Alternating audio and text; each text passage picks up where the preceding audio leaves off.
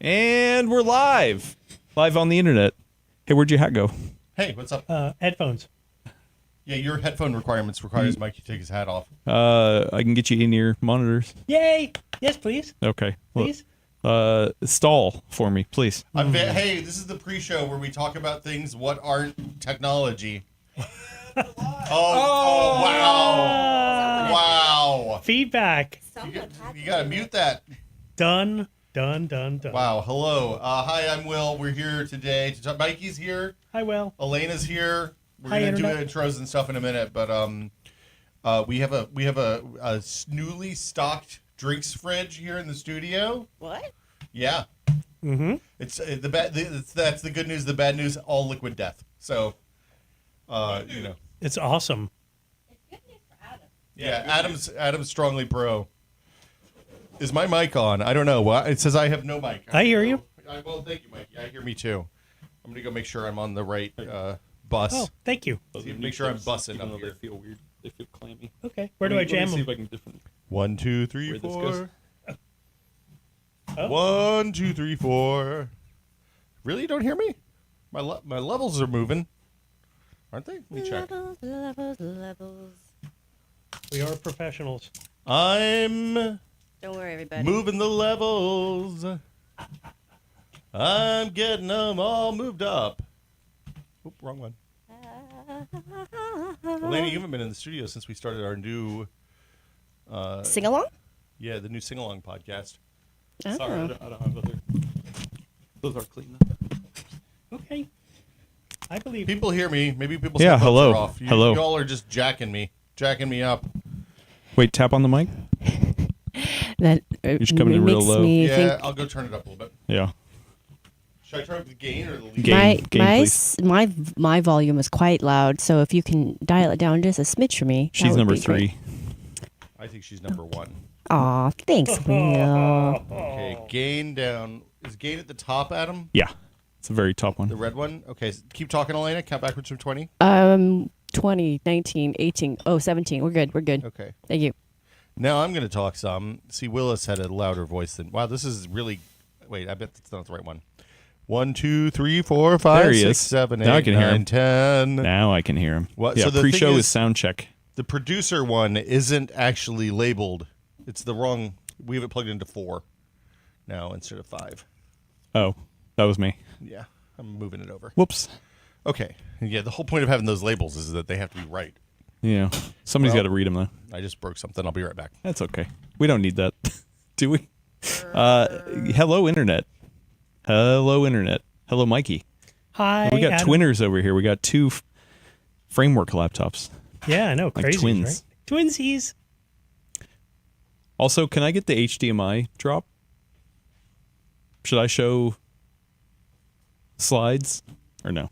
From the console? review? Yeah. We can. It's right there by you. Is it? Yeah, it's under your desk. I gotta look and make sure it works. I thought this was for the TV.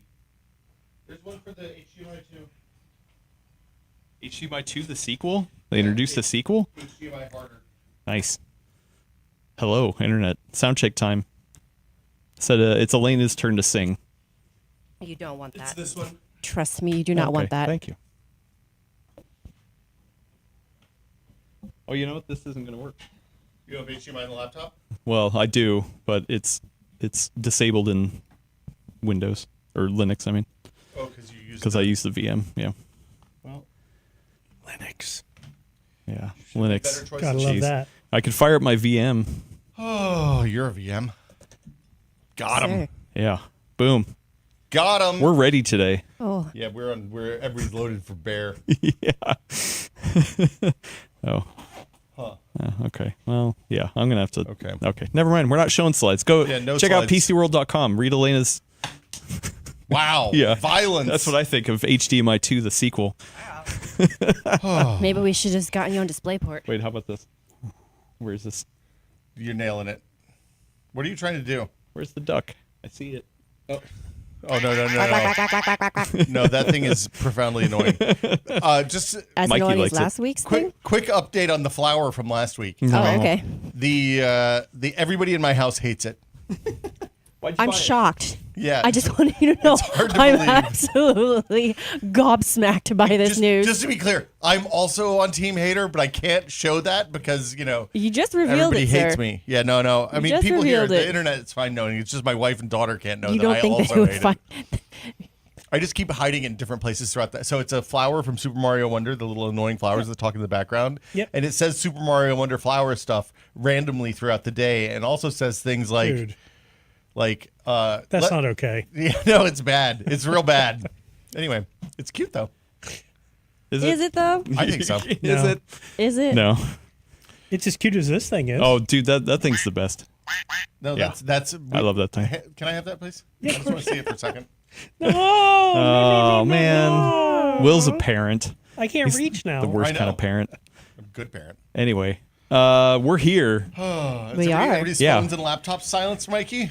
Everyone's Yeah. pre-showing. We're having a good time. We're going to talk about lots of stuff. We got a lot of stuff. We got some. Yeah, What are we talking about, actually? you wrote the thing. Did I?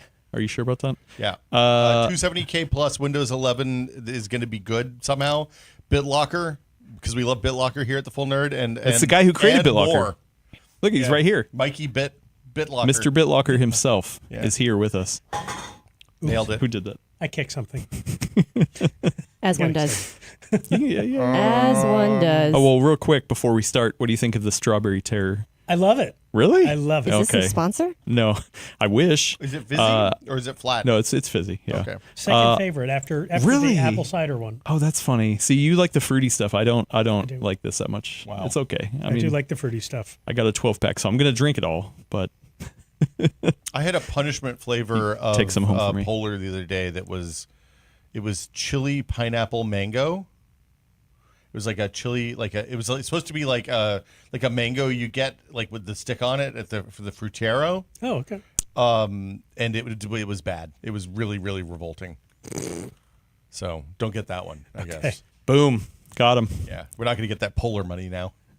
Yeah, dang it. Actually, I would do if I'd be sponsored by any of the sparkling waters. I like. Dude, I like you a were good once bubbles. sponsored by Metamucil. So I wish You'll yeah. do whatever. Yeah, one of these Yeah. days. All right. I also I love the flower update. Everyone hates it. Yeah, Literally everybody. Literally everybody Yeah. hates the flower. Thanks. It is. And then Nintendo's walking away with giant bags of cash. It says things. It's not just annoying in that the timing is bad. It's also annoying in that the lines are bad. So it says stuff like, "Oh, that was a yawn. Oh, that was the sequel to the yawn." Really? Yeah, and I'm just like, So it's that annoying kid on the playground that you never got to punch as a kid. I didn't know any. I didn't have any kids that annoying on the playground, Elena. Were you that kid on the playground, sir? Wait, are you saying is this like a poker situation where if you look around the table you don't know who the fish is? It's you. Oh man, this is refactoring my entire elementary school career. Perfect. All Can right. we do a podcast? Let's do a podcast. What? Episode 391. We still need to figure out what we're going to do for 400. So Probably just do a putting that out podcast there. would be my guess. We have 9 weeks. It's no problem. We don't have to worry about it right now. Yeah. Who knows what's going to happen in 9 weeks? Yeah. All right. Socks. We're gonna do sock reviews for episode. Sock 400. puppets. We'll just show up as That sock would be- puppets. Look, if we did Actually- an all sock puppet episode, Actually, I'm here for that. You know we what? have to lift the table up though.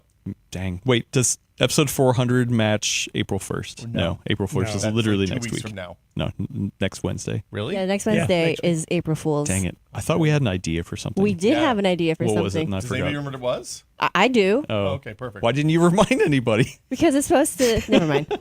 Okay. Okay. Just put that one in your pocket. Yeah. In the pocket. Here we go. Speaking Hey, in the pocket, hold on. I Before am. we do that, we got to ban Diotis. He's giving me smack. I don't Oh. appreciate that, Diotis. Noted. All right. No, he's going to be promoted, making him a mod for that. Anyway. All right, we ready? We Okay, got the hold intro? on. I have a point of order. Okay. Do you like to have the what's on the show up when we come back from the video? You like that to come up after a few minutes? Okay. Yeah. Once I'm done with the introductions, and then we do the pre-show. Well, it's a tight ship And then we we- run yeah. here. Okay, I got you. I mean, honestly, bring it up whenever. You know. Yeah, I'm in charge now. Yeah, you're in charge. Yeah, get wrecked. Oh, you boy. run the ship. Yeah. Get wrecked. Noob. All right. Are we all ready? Also, we are going to take a break halfway through, like a 5-minute Yeah, break. I got you. Okay. Yeah. I'm watching. This is usually host work, but it's verticals and There horizontals we go. work over here at the Perfect. Full Nerd. Love it. All right. That's the camera with the smiley face, Mikey. Okay. In case you If you need to get the camera, because we know you like to do that. Look, I don't know what the hell's going on yet, so Yeah. I'm just gonna hang out here. Eat the mic, Yeah. Mikey. You You want gotta me to get real. Just in there. get up in there. Yeah. Hello. Yeah. Hi. Yeah. Get real close. All right. Here we go. We ready? Yeah, I'm born ready. Mostly. Let's do it. We got to take down the graphic. Everyone's a critic. There we go. Wow, it's really. All right. Everyone's a critic. Here we go. Can't work under these conditions. Right? Arrow Lake refresh is actually good. Windows 11 might be good again. And the creator of BitLocker explains how BitLocker works. Look at that one take.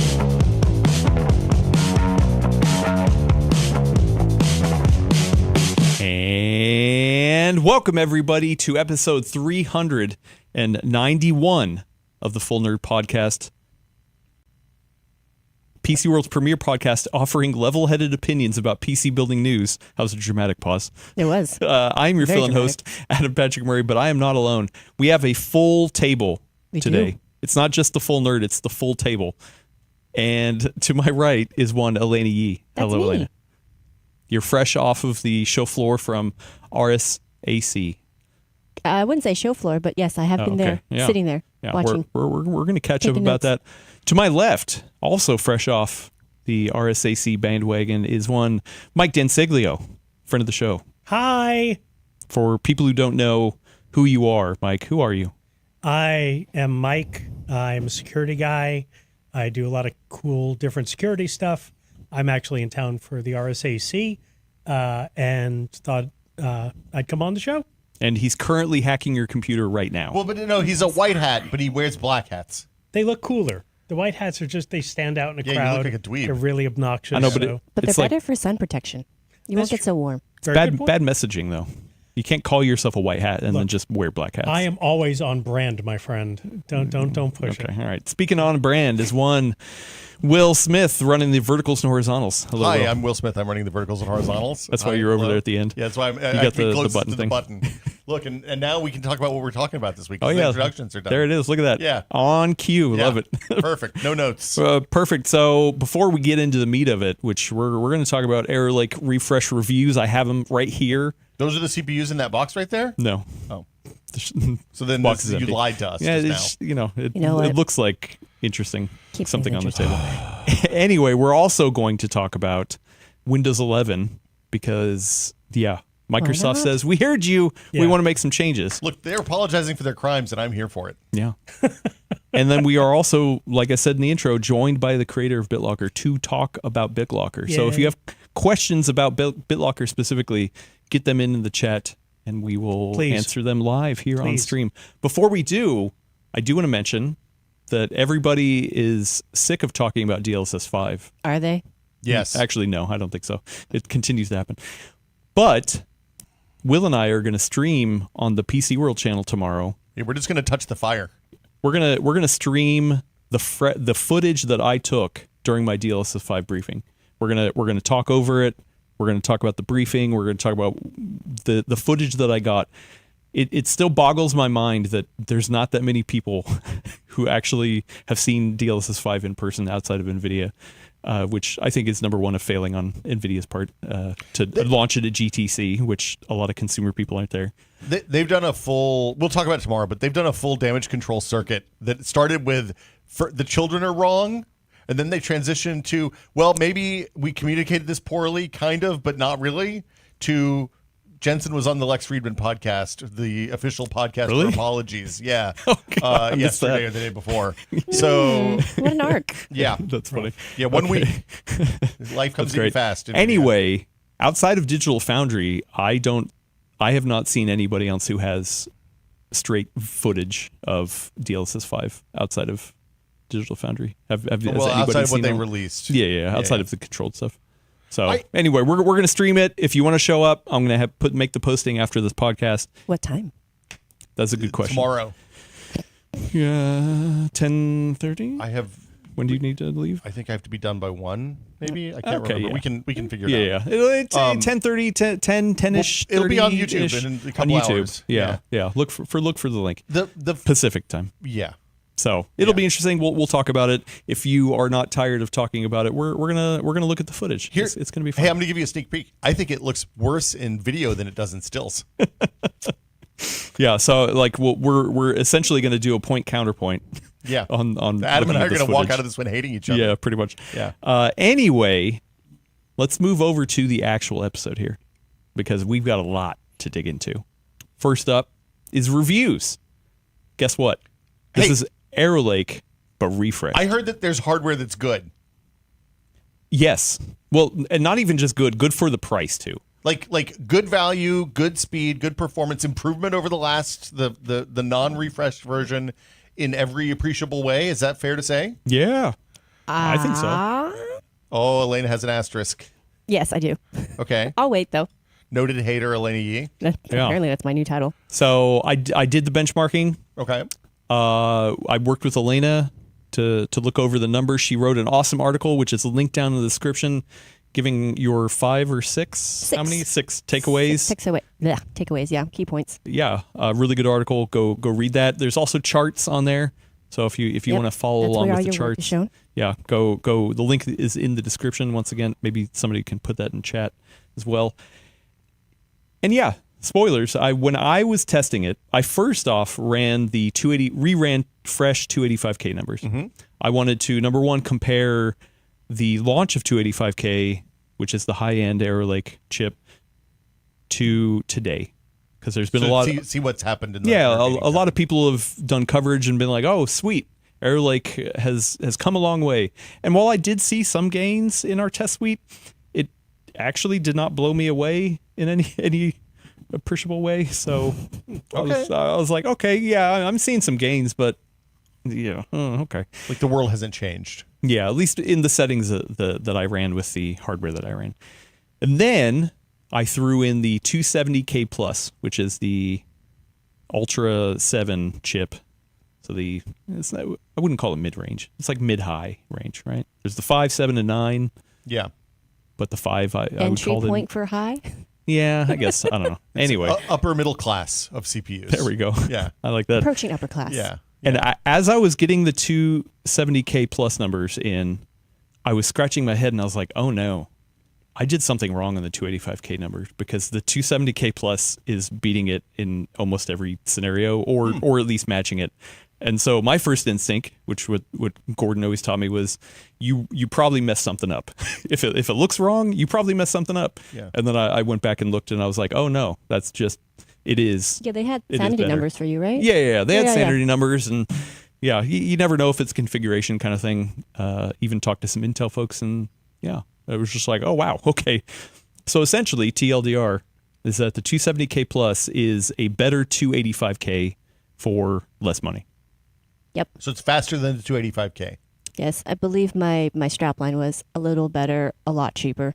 Okay. Yeah, because you even put street prices in for the 285K. I did street prices for that, and today's street prices. Yeah, well, okay. at the time of writing, because it fluctuates, so it might not be exactly today's numbers. Which it was what, 560? If I remember. So it was 560 for the 285K, and around just list price 500 for the 9850X3D. So the Ryzen chip that we use as the rival chip. Yeah, and the only reason why that's the only AMD chip that I had was because that's the only AMD chip I had fresh numbers of because I just literally tested it a month ago or whatever it was. So really the story was I wanted to look at the generational stuff for the Arrow Lake refresh because I still always wonder how many people are actually sitting there debating between Intel and AMD because there's such strong camps for both. And you kind of know what camp you want to run into anyway. I feel like when we went to that Micro Center opening and went down the line of people waiting in line to go in and buy GeForce 5090s, it was really instructive to me because I expected to hear a lot more people talking about buying AMD CPUs to go with their new $2,000 video cards, and they were all, oh no, I'm Intel all the way, give me a 14900K, I'm ready to go. And is that you? Did you treat yourself? No. I just channel the people. I like to think of myself as a populist, Elena. Yeah, but it seems like people like there's enthusiasts, there's the people like us that look at the benchmarks and buy what's fastest, and then there's the unwashed masses that just buy whatever they always buy. Coke, Pepsi, Intel, AMD, it doesn't matter. It's all the same. Yeah. Well, I mean, there has been a lot of traction on AMD for sure, and they offer you some great stuff for the money, which when you got to the gaming numbers, if you look at those benchmarks, the 9850X3D in our suite for games, not the synthetic gaming, but for normal games, just trounced the 270K plus. Which just isn't super unexpected. Not super unexpected, yeah. But on the flip side, for all of the content creation stuff, anything that needed all the cores and all the workload kind of stuff, it trounced the 9850X3D and for hundreds off. I was gonna say, what's the delta on games? Like, do you have like an average? I wish we had some way to show slides here. Yeah, that would be incredible technology. Yeah, thanks Yeah, it would be. Linux. Right? Yeah. Yeah. I mean, while you're looking up, I'll vamp a little bit. But I'm curious. Like, I'm not curious about like what the delta was in one benchmark. I'm kind of curious if there's like what the overall trend is across all. Is it like a 5% gap? Because like for the 85 versus the 270. Yeah, or the 270 versus the 9850. So Team Red versus Team Blue. Yeah, Team Red versus Team Blue. Like I'm curious if you want the improvement in multi-core workloads, how much gaming performance do you sacrifice, I have the or numbers. vice versa? Oh, Elena has Okay, it. so this is from the perception of if you already we're going to go Team Red and you were going to move to 270K. So this is calculating a decrease rather than an increase. You would lose about 25% in Cyberpunk 2077. The path tracing or the native one? The native. I ran both. The one what I was coding was the native slide, and then for Rainbow Six Siege X, 25% again, roughly. So from like 300 to 225 or yeah. something? So I mean, the thing is too, you have to actually look at the frame rates, Yeah. right? And then for F1 2024, it was a 34% roughly drop. So again, you have to look at the frame rates, you have to look at the resolution and the settings you're playing at, but that is, what the drop looks like when we're measuring for CPU performance. What about America's favorite video card benchmark, Shadow of the Tomb Raider? I didn't put that one in because so Adam had limited time for testing, and so that one he ran into errors and he wasn't able to get it resolved in time to get numbers. Okay. Yeah. That one is in my bench. Thank you very much. And I do have some numbers, but yeah, I didn't get the 9850 X3. Yeah. So I got 285K versus 270K, but plus. Sorry. So that's the drop in gaming performance. Correct. But what's the drop in price? Well, let's talk about the content creation drop, so that it's a full. We'll have get the full flip. To get the full picture. Gain? So, where is it? Where am I? There we go. So now I'm calculating increase. Now again, moving from Team Red to the 270K plus. So calculating the increase if you were to do content creation. So for Cinebench 2026's multi-threaded benchmark, 65% improvement. Well, that makes sense because there's 65% more cores basically. And then Blenders, you did Monster, Junk Shop, and Classroom tests. The gains are depending on the test, between 67 to 72%. So if you want content creation, this is the chip for you. And one of the things I put in the write-up was, obviously that's going to be people who are, doing like rendering, coding, that kind of stuff. But also if you're a streamer and you have to do everything on one PC, this might be worth a look if you are, obviously still getting the frame rates you need for your games while you're playing. Also, unfortunately, when I ran the 9850 X3D a month ago, PCWorld was still in the beta test for the benchmark because Premiere had screwed it over. So I don't have the Team Red numbers in there, but I would be very curious to see like a video, the video score.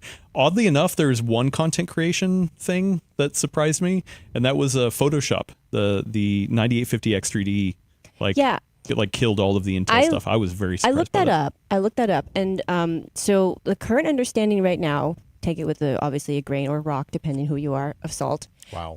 You know what? I just want to give people their due.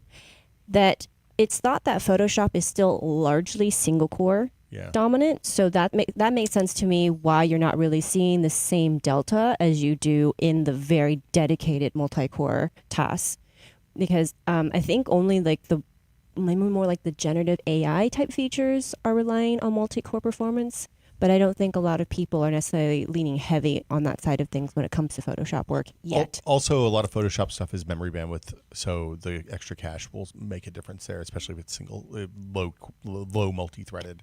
Yeah, because boost clocks, I mean, the 9850 X3D is up to 5.6, where the 270K plus 5.5. Yeah. So like it on paper, it should be right. So there's got to be some sort of benefit that is under the hood. One of the other things about this new chip is that they've supported higher memory clocks than AMD for a while, but they were really fairly insistent that this is designed to run with 7200 mega transfer That's RAM. the sweet spot. That's the optimal. What did you test it with? I did not test it with that. I did the normal At keeping 6,000? everything at 6,000. So Okay. this is 1-to-1, and So you should see some performance boost if you shell out for the $900 RAM.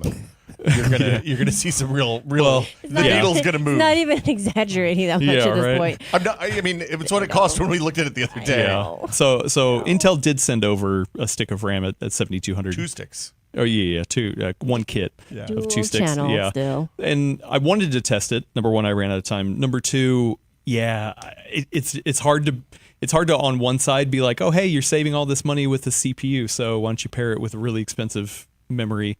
So I was like, okay, well, more people are probably going to be down in the 6,000 range anyway. Yeah. Even if pricing wasn't that crazy.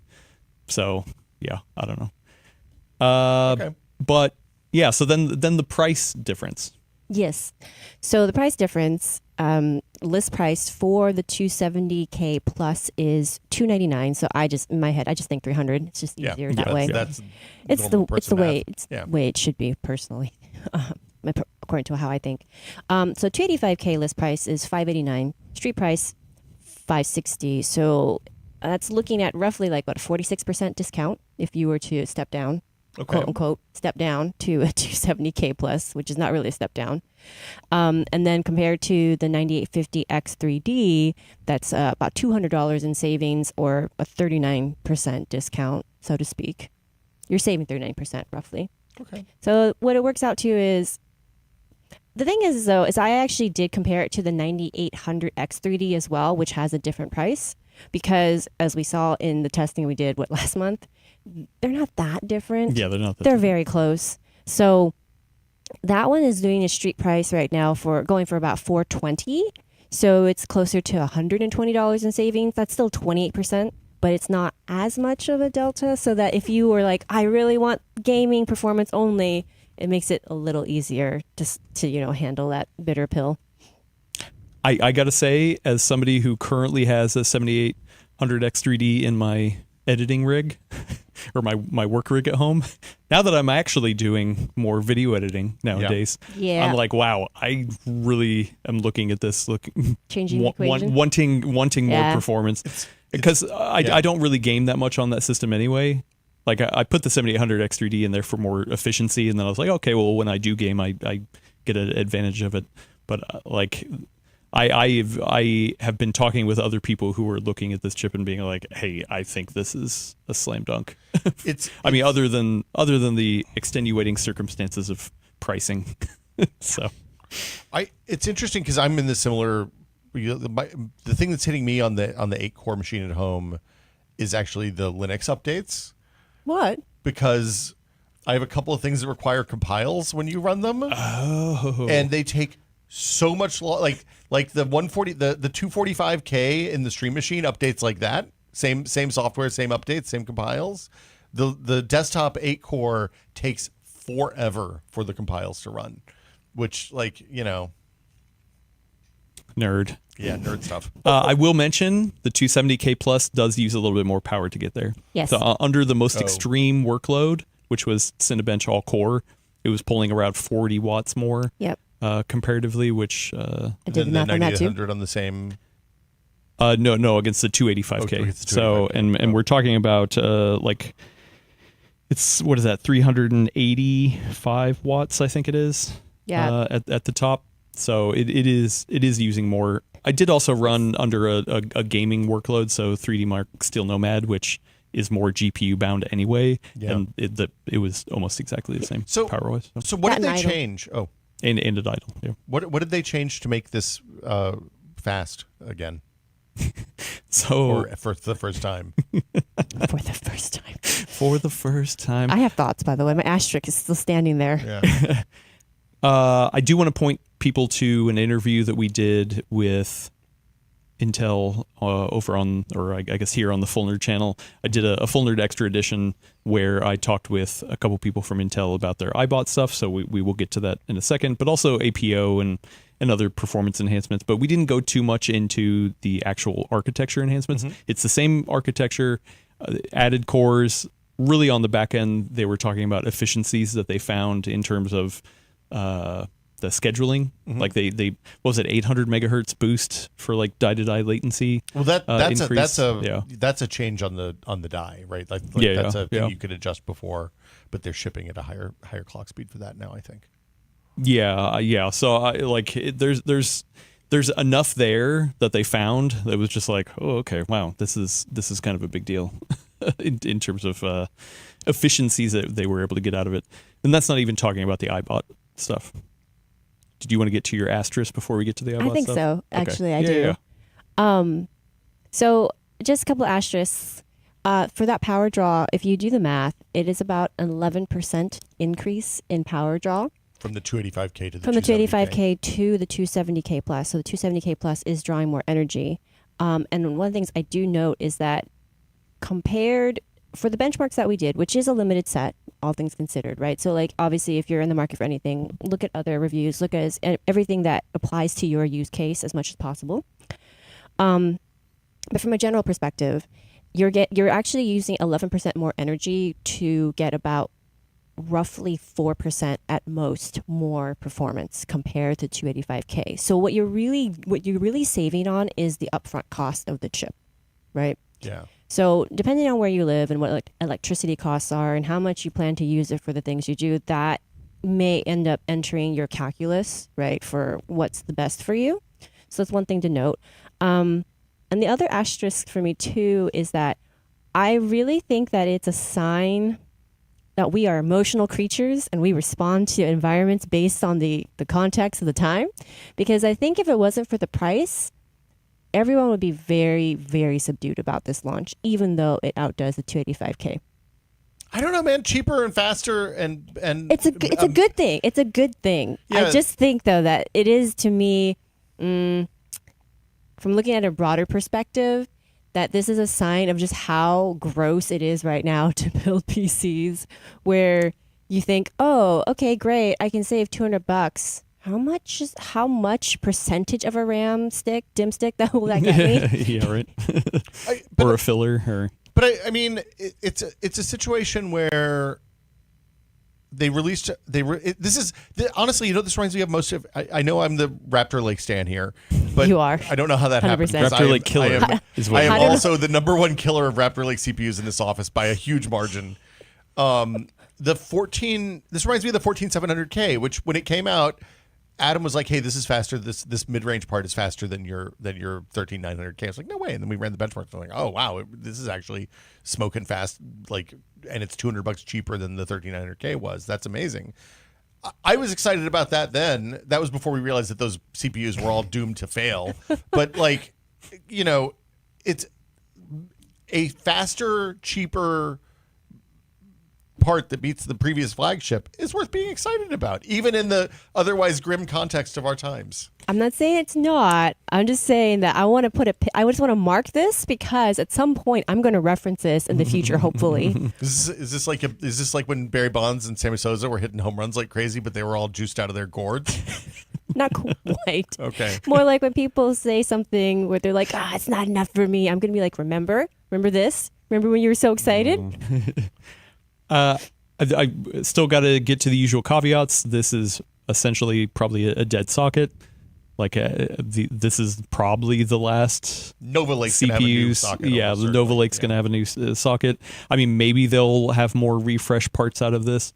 Yeah. There were rumors of a Ultra 9 equivalent replacement that maybe they're holding on to for the 9850X 3D V2 Maybe competitor. I don't know. But you did get confirmation though that the 285K is going to still be sold alongside this part. The original Arrow Lake refresh Yeah. will continue to sell. They didn't say whether it's going to be continued to be manufactured, but they'll probably sell through what they have. But I don't know. I just wonder if they're going to keep it at that price though. I mean, my guess is that there's businesses that are like, hey, we got to put a 285K in this machine because that number's bigger than the other one.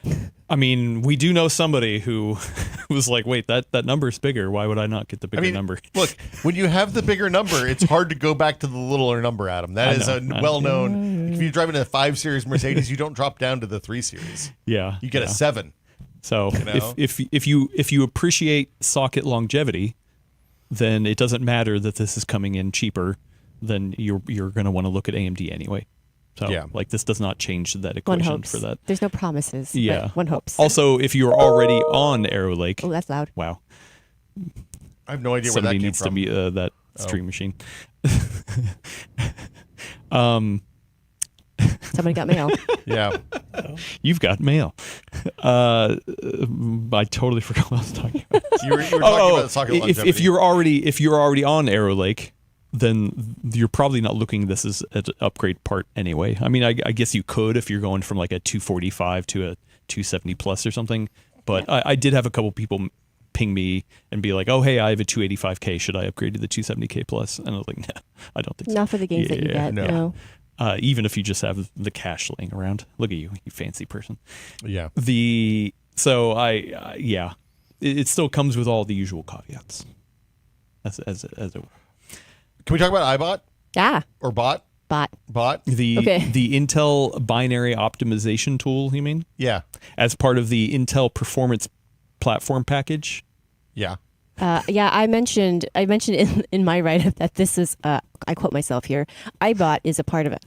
Is part of a happy family of performance boosting acronyms like APO and IPP. I thought when I saw the list of things that were supported by bot, I was like, oh, it's the benchmark optimization tool.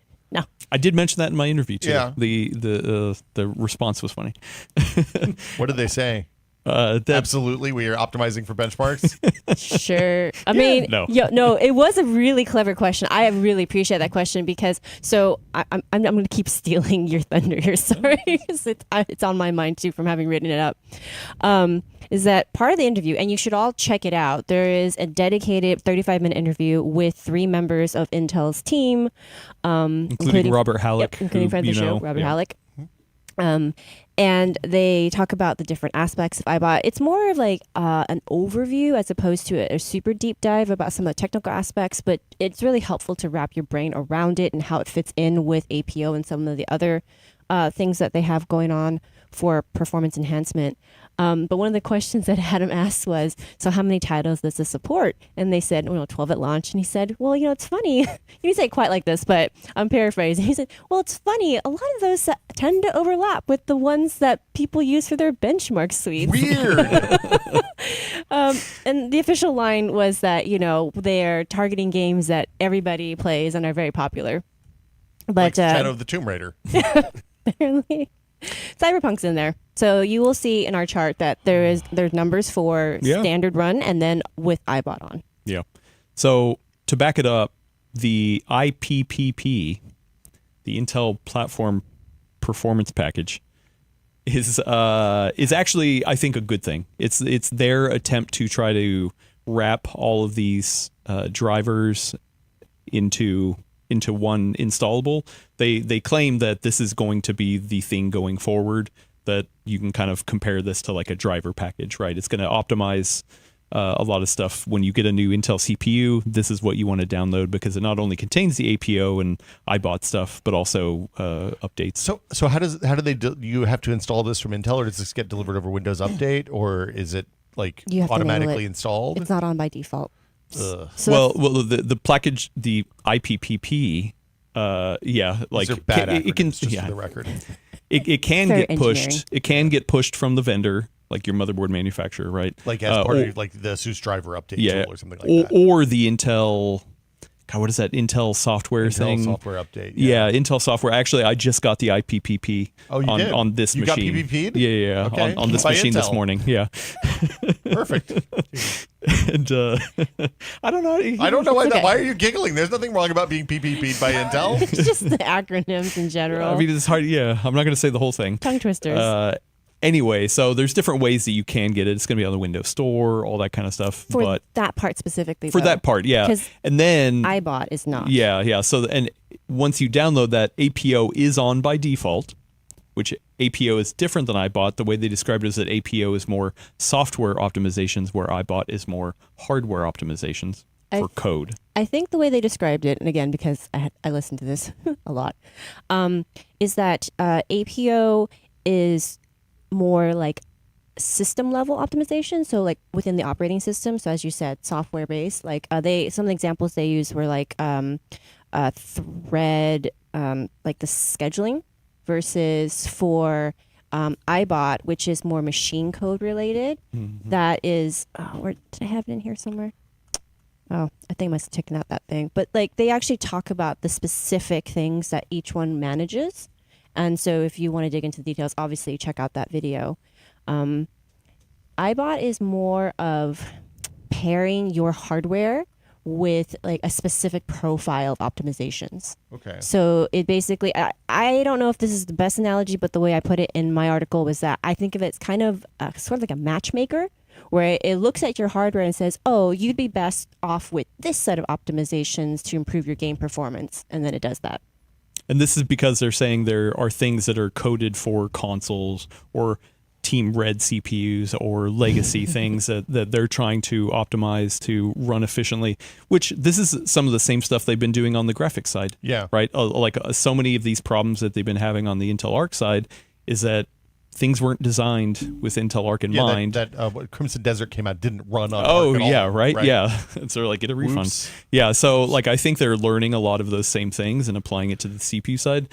The biggest difference for me, number one, is that iPod is not on by default, and they explained why, and I still don't understand the reasoning behind it. So whatever.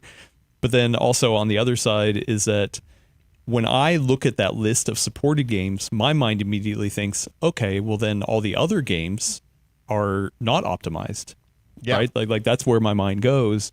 But they were like, no, we're constantly looking at everything, and when we find something, we'll deliver it through APO or iBot. So like that was confusing. I will admit. Yeah. Like, that's the problem. I think I get it, but I think that's the problem with this is that I think it makes sense to them what they're doing, but I also think it's so complex that to be able to explain it in a way that a consumer would easily understand, they haven't quite reached that point with it yet. yeah. Did they talk about like thread scheduler and stuff like that with the They did not get into They didn't talk about those the fine details at all. No, because this is more optimizing code paths. Got it. You know, like Is it like missed? Is this like missed predictions and stuff like that? Is this like but they were having branching?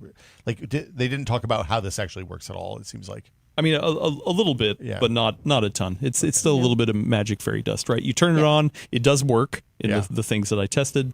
So yes, like the gains are. I think the bigger thing for me is once again, my mind immediately thinks, oh, okay, well these are the only things that are optimized. Everything else is not optimized. Then when are you going to get to the things that are optimized? And like Can you walk me through that? Because I don't think I actually quite follow your line of thought there. Well, because like when I see that list of either the 12 iBot games or the now, I think it's like 30 APO games or something like that, I think, oh, okay, well, these are the games that are the most optimized games. They've looked at it, they've hand-tuned it, they've figured out how to make it run best. Everything else that I play is not optimized then. And they're saying, no, it's not that it's not optimized. It just means that maybe we looked at it and there's no optimizations to be had. So they're finding Okay. what they're saying is they're finding edge cases that they can actually address. Yeah. And then they're addressing them with these software packages. But But there's no way for in my mind to be like, okay, well, I'm playing, I don't know, some new game, Starfield, I don't know, and just That's not a new game. I know whatever, Cyberpunk, Yeah, new game. new game. Also, new game. Also on the list, Arc Raiders. Yeah. I'm like, okay, well, Arc Raiders isn't on this list. Is it not on the list because you looked at it and there's no optimizations to be had, or is it? Or are there optimizations to be had? It just hasn't released yet. So I would I don't rather know. them. I for what it's worth, if they're looking at games like, oh, we can't do anything for this one. This is just how it is. I would rather they not put that on the list of, hey, we've this is part of the iBot or the APO packages. I would rather they just leave them off the list, because that's how you end up with an inflated list with 3,000 things on it and 9. Well, no, they're only putting stuff on the list that If it they have does stuff, found they do stuff. optimizations. Yeah. Yeah, No, I get it. Yeah. But now I'm sitting here being like, okay, well, is Arc Raiders optimized, Well, or they haven't not got to it yet? I think for me, I don't see it quite that way, which is why I'm having trouble wrapping my brain around your perspective.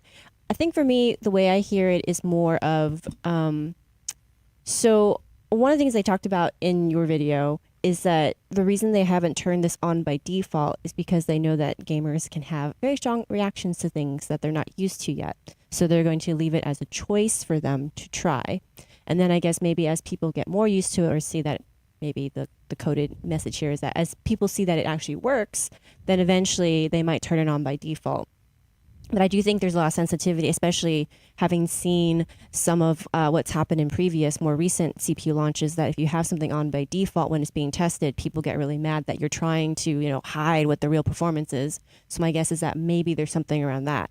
But APO is on by default. But fair, but I'm just saying, but because of that, I actually don't think of this as them taking away something or like making you wait for something. I think of it more as you're going to go on as you've always gone on. But if there's an extra improvement that you can get from that, then you can enable this to try to get some of it. That's a better way. And that's why I think this falls squarely in the camp of you wouldn't buy a processor for the promise of that's what you told me. APO or iBot.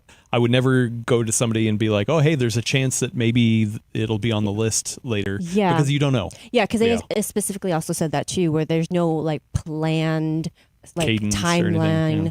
cadence for when they're going to be releasing. It's more of like, hey, when we see something that will be worth it, we will do it. Okay. But it's also not a knockout of the park the way the graphics have been, where when we were talking to Tap, he's like, hey, we solved one thing and it had a cascading effect of it solving a bunch of different things. This particular problem that impacted one game also impacted 300 other games that use the same draw calls or whatever. This seems to not be that same case.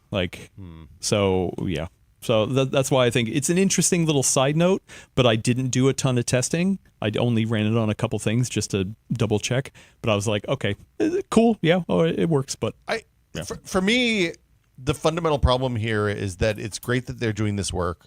And I love that they're taking the time to figure out how they can make games that are meant for more straightforward architectures run on their increasingly complicated architecture.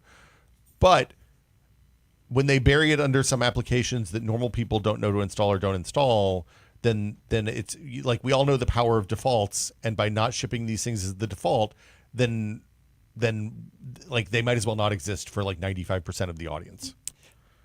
Well, I mean, once again, Mikey knows about it defaults. should. Oh, interesting. Yeah. Well, it should get pushed at least by the motherboard vendor, right? Well, like as part as like almost everybody usually recommends like, hey, go out and download your drivers. Yeah. Right. If you have an Intel CPU, it should be this. It's chipset drivers. And Well, then no. also This has the chipset of drivers in it as well. Oh, so you get the chipset Yeah, drivers. this Do you is- do you this get is the one-stop shop. The other thing, the other thing you have to install in Intel, the little mini, the thing that runs the mini CPU inside the CPU that has the software, the microcode updates. Oh, the ME. Management engine. I believe so. Yeah. Okay. Or that's the way they're at least. Like I would assume you touting get this. chipset drivers, Yeah. management engine, iBot, and APO all in this one delightful package. Yeah, I could be wrong, but that's Does it auto that's the update? way I read Because it. the AMD one doesn't auto update for inexplicable reasons. I have not had it long enough to see an Okay, update, so okay. I can't speak on that. Devonish with the real friend of the show, Devonish with the real questions here. Hey, does bot work on Linux? I did ask that question. I know. did. Yeah, You and did? a lot of people in the Linux channel was like, sweet. They said they're the typical answer of, oh yeah, we're always looking into it. Oh, So, we love our Linux users, Yeah. but not that. but also, I mean, that's a whole separate use case, right? Especially if you're, well, theoretically, the Linux kernel is good enough that you shouldn't have to do these kinds of weird optimizations because they don't have like Microsoft updating thread scheduler every 7 years, whether Yeah. it needs it or not. or they could push it to the kernel. Maybe this, I don't know. We didn't get too deep into that. I thought I heard them say more definitively that they are going to bring it to Linux. They just don't know when. And in what form. Yeah. I asked if it was going to be a GUI-based tool. Or, Indifferent. Sorry. Once again, which means it Indefinite. could just be pushed as like a kernel to the kernel level or something like that. Yeah. TBD. Who knows? Anyway, I think it's good.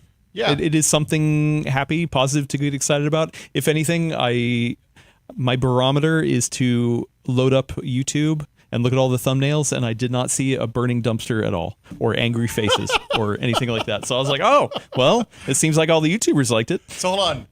That means from the Arrow Lake and Zen 5 launches to now. Oh, complete 180. This is the first. Did people like the 9850? I think they were generally kind of pro, but not super pro. I mean, It was it's muted. like It was like a muted reception. Yeah. I mean, even my headline was something like, "It's ... okay." Yeah, shrug. So this is we have positive hardware. Like there's nobody's worried about it catching on fire. yet. Yeah, it's cheap and it's faster than the expensive one. This is a win. We have. Yay! We've returned to 2021. I want to say 2022. Now that's a half decade ago. Now I'm sad. I will say, between what I've heard on the background of Arrow Lake being a very stable platform, between talking to all the Intel people and having more frank conversations about what's going on inside Intel, like all these things definitely makes me feel like Intel is on a different path. Like that they have taken a lot of good feedback. path? Yes, yeah, Okay. yeah. That they've taken a lot of feedback. They have a lot of good. I mean, desktop. Yeah, This is good for desktop. Panther Lake was already a pretty good launch too. that's true. You know, Lunar Lake was pretty good. I love so, Lunar Lake. Big yeah. fan. So, And- so Sorry, go ahead. I was going to add something when you're done. well, I was just gonna say, like, if you're looking at the track record, it looks like there's some good stuff happening. Is there stumbles across the way? Sure, but it looks like, you know, the fruits of Pat Gelsinger's labor has been laying out 5 nodes in 5 years. Pretty good. So 17 nodes in 17 years. I don't know what it was. Yeah. One thing they also said was that iBot is supported on Panther Lake as well. Oh, Yeah, which I was surprised. It is not supported on first gen Arrow Lake. No, it's everything going current and going forward is what they said. so the old Arrow Lake can. So this is why Get you need wrecked. to upgrade that 285K. Except for we have a 285K in there. I still installed the IPPPP, but yeah, it had no access to iPod. So Okay. yeah. Boo. Okay. Anyway, we should move on. Unless Mikey, you have any questions about CPU reviews? Have you been enjoying this discussion? Fascinating. Absolutely fascinating. But the real question that Mikey has, I think you have a real Yeah. question. Yeah. Is this No, your that's question? for you. I bought you a gift. Oh, I thought the question was, can it run Crysis? Mikey passed me this Is that boxed an copy. unopened boxed copy of Crysis? No, I think it's opened. Okay. It's an open. I don't know where Yeah. it came from though, and I would actually like your Let me see opinion the on label. the sticker. Like, I where do wonder, you think it came do the from kids originally? even know this meme anymore? I hope so. This is a hot Games for Windows title. Gosh. Yeah, this is going to turn the PC around. This looks like an electronics boutique or GameSpot sticker to me. I was GameSpot? Stop. I always get them mixed up. I was hoping you would say Electronics Boutique. Wait, there's multiple discs here. Egghead. Oh yeah, because they Disc didn't ship, one, they game. didn't put games on DVD. Despite the games being like 10 gigs, they put them on CDs instead of DVDs. No, it says back then. DVD. Oh wow, PC DVD. wow. Yeah, so Grim. PC, DVD, disc 1 game, disc 2 audio. What, like the soundtrack? I guess you have Probably. to. Or like you have to install the audio for the Whenever game? there's a sound, you put in disc 2. This is the deluxe collector's edition, Oh. so it has the making of Collectors, materials, too. this is worth a lot of money. Disc 3 bonus features. I want to see what those bonus features are because I want to see what Be that on the hardware stream they're tomorrow. running on it. I bet they're it was a 5850 Yeah. Okay, that sounded like a leaf blower. Special edition. Well, thank you, Mikey. Adapt, anytime. engage, survive. Heck yes. That was my Oh. third favorite Games for Windows game. really Halo 2 #1, Shadowgate #2. Shadowgate was actually pretty fun. Shadowgate was incredible because you played against like it was the first game that had console PC crossplay that I'd ever played. Tree. I love the tree. And you could play when you were a mouse and keyboard person, you were playing against the people using an Xbox 360 gamepad, and it was just a slaughterhouse. It was an absolute bloodbath all the way through. It's good Nice. times. Who at this table has actually played Crisis? I have You said you. Okay. all the way yeah, through we all multiple did. times. I did Oh, not really? play I much never of beat it, it, but yeah. technically I have played. I actually don't think it's a great game. I mean, it was pretty remarkable at the time, but like Far Cry, the first Far Cry was a much more video game. Yeah, I like Far Cry. Far Cry's a good game. I Far would Cry's still are play Far great. Cry. It's kind of hard to play now, the first one, it turns out. Well, maybe it will play on a new and improved Windows 11? Question mark. Question mark. Segue. Look, Segue. we all know Windows 11 has problems. What? I know it's shocking. Microsoft didn't seem to acknowledge that Windows 11 was anything but wine and That's roses for a really long time. You like your AI. And now they've come out and they've said, hey guys, we know we have a little work to do. I got an email. Yeah. I got an email as well. Are you a Windows Insider? Are you a Microsoft Insider? I am. I got a blog post. Oh. Yeah. Yeah, Mikey, did you get an email? No, I filter all of that. Oh, okay, but you read the blog post. Yes, Okay. I did. And so for those of you who might not know, Mike worked at Microsoft for a very long An time ungodly long time. Yeah. on the security team, not only for Windows, but also at Xbox as well. Are your NDAs all expired at this point? Thank you're God. clean? Yes, I can Okay. talk about whatever I want. Heck yeah. This is going to be go. great. So there's been this path that Windows has been on. Yeah. As adopting AI and literally putting it in everything. It's like a spiral is what I'm thinking. Yeah. It's swirling downward. Satya Nadella coming out saying like, "Oh, hey, in the future, the Windows is going to Windows you," whatever. Nice. that was Yeah. really poetic. Yeah. I like that. Yeah. And so it's been going a certain way, and we've all had feelings about that. Yep. To the point where Most Will of and them I bad. decided to create a podcast of learning to use Linux because we had such feelings about it. In fairness, we decided we needed an out. And we were like, let's learn Linux. And then because we're nerds, we just made a podcast about it. I think Yeah, it's the yeah. order As of one operations does. there. Yeah. And so yeah, this has been a journey, but I did not expect Microsoft to come out with very clear, distinct messaging saying, "Hey, you know what? We get it. We're going to start rolling back these AI features. We're going to make a Windows update less annoying. We're going to give you things like being able to move the taskbar finally. Announce all these things." I was like, okay, well, that's look, surprising. There's been an apology tour. Like they haven't been on the Lex Friedman podcast yet, but it's coming. and they're the Windows update. They said, hey, you know what we think? We get that people don't like having to create an online account when you install Windows. You should be able to install a local account. We're gonna see if we can figure out how to make that happen again. Yep.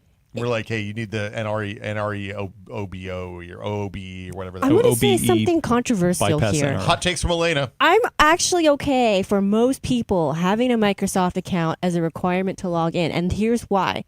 Because most people, most normies, not people listening to this podcast, the people that we do tech support for, okay? I don't do tech support for anybody. Well, you don't love them. I get it. No, I hate So- everybody. or you charge them. Yeah. So I'm just saying, for most of those people, they are not going to think about, is my system properly backed up? Are my recovery keys, do I even have encryption enabled? And do I have my recovery key like backed Yep. up as well? They're not going to think about those things. So then if their laptop gets lost or stolen, they're kind of hosed. I'm fine So with defaults. Yeah, I'm fine with that as a default. I'm just mad that they took away the NRO thing for us people who do care about local installs. And I think as long as they give that back to us, I'm actually okay with it. It does not need to be like widespread. Well, so the NRO thing never went away outside of the betas, I think, because it still works. So far, but they were trending that direction, man. I was getting nervous. Well, it was out of the betas for a while. The thing about it is, we shouldn't have to jump through weird Shift F10 hoops to have a local account. It should just be an option. You should say, hey, this is the default. Hit the go button. If you have an advanced path through there that lets you choose what your partition sizes are and all that stuff, and lets you not have a local account, 100% okay. That's all I'm asking for. Just make it easy. Make it so that I don't know. You're not forced to do the login. I don't know. NRO is still easy enough for me, and it keeps it out of the hands of the normies, which is okay. Mikey, where do you fall on this? So That's easy. So first off, the first thing you mentioned was the whole Windows 11, and I guess its trend towards enshittification. Beep. The doctor word. I know. It's okay. We can use that term here. It's okay. It's a doctor word. It's all good. and you get this little chart that you can make up of. You start with a Windows operating system, and if it's terrible, you change it. You do and Next OS is great. And you start with a Windows operating system, and if it's awesome, you change it. And you do the opposite the next time. So you see these TikTok. It's very, very much a TikTok of great horrible, great, horrible. Windows 7 was great. Windows we don't Ocho, talk about the A. Ocho. Yeah. We'll call it the Ocho. Was awful. Windows 10, fantastic. Windows 11, we didn't think it was terrible at the beginning, but it wound up being. They made it worse every update. It's creeping in. So the concern there is, are they going to go to Windows 12 and we don't really know exactly? Are they going to try to decrapify Windows 11, which is kind of the indication from some of these announcements that's going on? But there's all these little specific things that we kind of make up, like the local account part. Yeah. There's a lot of folks that want a local account, and I'm going to be the terrible person in the room or on the podcast and say, if you want to have a local account and you don't want to do an unsupported thing, that's great. Pay me. You can buy Windows 11 Enterprise license. Not a single. You can. What? You get. Actually, there's a number of companies that will buy the bulk. Oh, and then they and dole then them out sell to you one. That always seems a little shady. No, that's a legit resale. Okay. Of it. I mean, and it winds up being fairly cheap. I wouldn't buy it from some random person on the street. I wouldn't buy it from, some What about me? Would you buy it vagrant from that me? you bump into. It's like, hey, I got this and I got that. Also, do you want a Windows 11 Enterprise license? I wouldn't buy it from them. What if there was a thumbstick on the floor over there and you knew it was Windows 11 Enterprise? Oh my gosh, I attended a session yesterday where I took a picture of the slide and I was going to send it to you, but then they started talking more and I took my notes instead. Well, yeah. Okay, but Yeah. like this seems like I just searched for Windows 11 Enterprise keys, and every single site that popped up was super shady looking. You There don't are want to some go to CD non-shady Keys? ones. What? No, I don't want to go to cdkeys.com. I forgot what they renamed themselves to, actually. Did they rename themselves? I thought they did. Oh, But CD Keys is a real thing. We got Keys Express. We got CD digital Keys license. is a real place. Yeah. We got wholesale keys. Keys are us. Also, Gamers-outlet.net. Totally legit No. keys. Yeah. Jonathan Stead in the chat says you can also do it on the Pro as well. You can. You can. You have to tell it. You have to go through a weird. You're right. It's a weird little sequence of. You have to kind of lie to it a little bit and say, "I have a domain and I will join." There's a couple of. But that option doesn't pop up anymore. You have to do some business to make that pop up on the newer installs. Okay, the Windows 11 Enterprise, because I wanted to be prepared, so Yeah. I just installed Enterprise Windows 11 generic, 26H1 actually. Okay. In a VM. It doesn't ask. It just says, "Hey, what's your local account name?" Okay. Like the old way. Yeah. Windows 11 26H1 Home makes it a nightmare to do anything except sign up with a Microsoft account. And honestly, here's the real crux of the thing is for me, it's not even the online account versus the local account that's the issue. It's that when you do the online account, it defaults your profile folders to all be OneDrive aliases, which is a crime. Like I get why Elena's normies want their documents folder backed up on Microsoft's expensive cloud. That's great.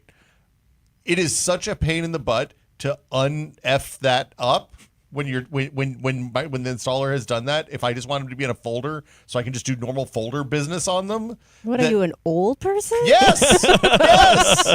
Folders, what are those? Opening up a Sorry, command What's prompt. directories. saving? What's saving? Oh my god. You want your 8.3 name? I'm serious, Will. Ask your own child. They do not know what a floppy disk is. They don't know what the icon actually stands for. Can I? Yes, she does. Or she might. Was, yeah, she's. Look, she's well. We did have a tech support moment yesterday in the house. It was funny that I got. Wait, I thought you said you didn't do tech for my support. daughter, I do tech support. My wife you gets do tech love support. her. Yeah, both of them I love. Everybody else can go down. She was at class at her school up the street, and she has a gap between one class and another, so she takes her laptop and does homework in between sometimes. Smart. And Responsible. I know. I wouldn't have done that. And when hadn't invented laptops when you were her age, so when she's up there, she the screen glitches out as she's getting ready to turn off the computer, and she's like, "Oh, that's weird," and just shuts the lid. And then she gets to the end of her class and it opens up. She has the hot backpack because we've all been there. Windows laptops, am I right? Mm-hmm. And she thought that the lithium battery in the laptop was about to catch on fire, so she ran home full speed. Oh, poor and kid. I was like, okay, we got to talk. Leaving the laptop in the backpack is not going to make the battery explode most of the time. You're probably fine.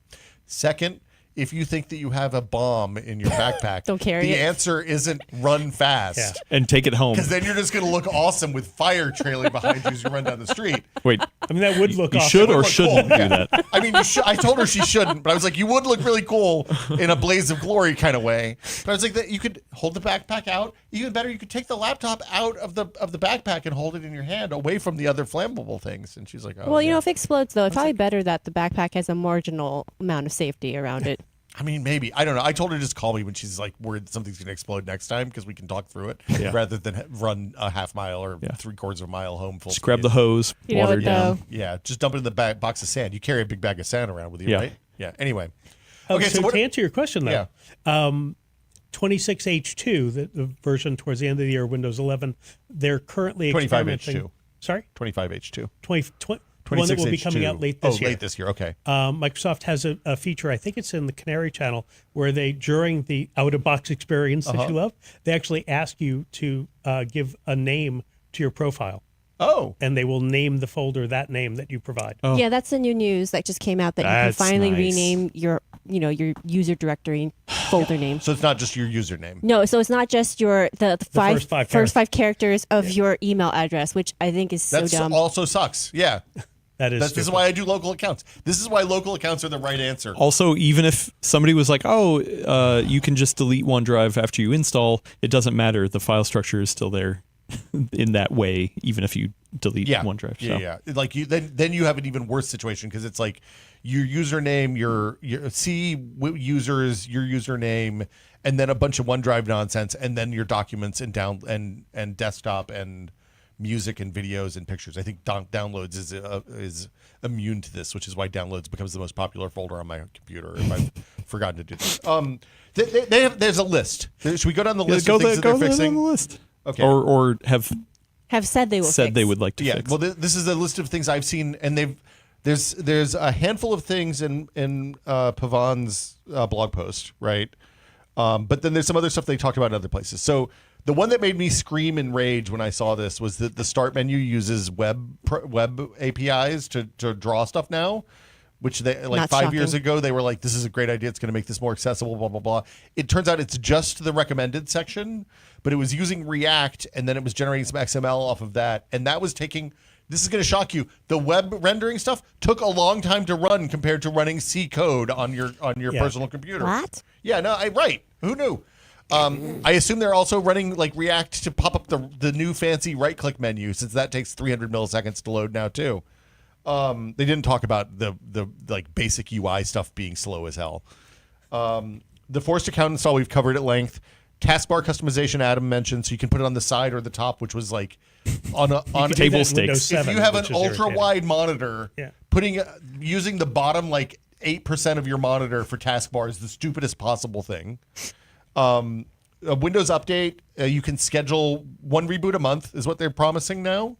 You can schedule it. You can infinitely delay updates. So like when really? Yeah. Oh, I didn't see that. Yeah. That's great for benchmarking. Yeah, so like when Oh we my when we goodness. start a benchmark run, the last thing you do before you run the first benchmark is update that computer, and then you hit the don't update for 2 weeks no matter what. 5 button. weeks is the Yeah. Well, for a while it was 2 weeks, right? Yeah.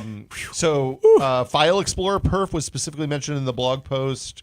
Hold on. Remind Yeah. me later. I'll show you how to permanently block Windows updates. Oh. It's actually really easy to do. Is it a like stupidly easy? Regedit business? It's no group policy. Okay. Local policy. Oh, I love that GPE.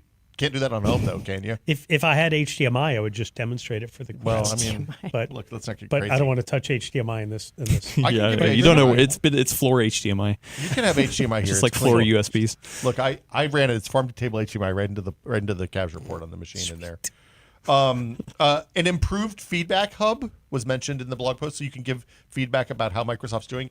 Removing Wait, hold on. Improved as in they'll actually read it? Or Look, let's not what's get crazy. Okay, yeah. I was like, They talked about possibly that they've overreached with Copilot implementations, and that we don't need that in like Notepad and Paint, perhaps. but what if you could have it in Nope, Notepad? don't want it. Or screen? What's the screen cap thing? Don't you want Clippy back? Clippy and Notepad? I want Clippy back. Look, arguably, the entire world economy is driven toward bringing Clippy back right now.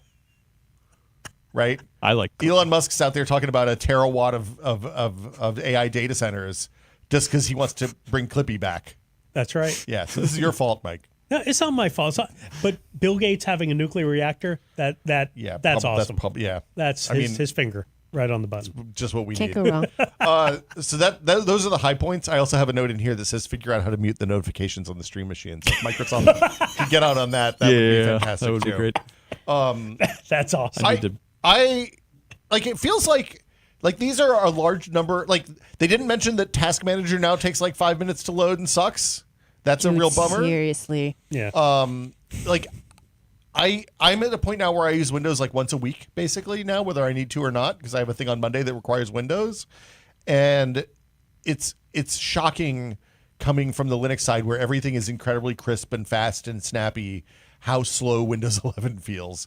And as you were going through the history of the bad Windowses a few minutes ago, Mike, I was thinking, oh, there's a commonality between Windows 8 and Windows 11 and Vista and kind of the bad Windowses. And it's when Microsoft decides they want to shove something down our throats, whether we want it or not. So like with Windows 8, it was tablets because let's redesign. Yeah. We're going to redesign the entire Windows UI that 1 billion people use every day to work with a device that 1,000% of the total installed base is going to use. Yep. A touchscreen. Exactly. Right?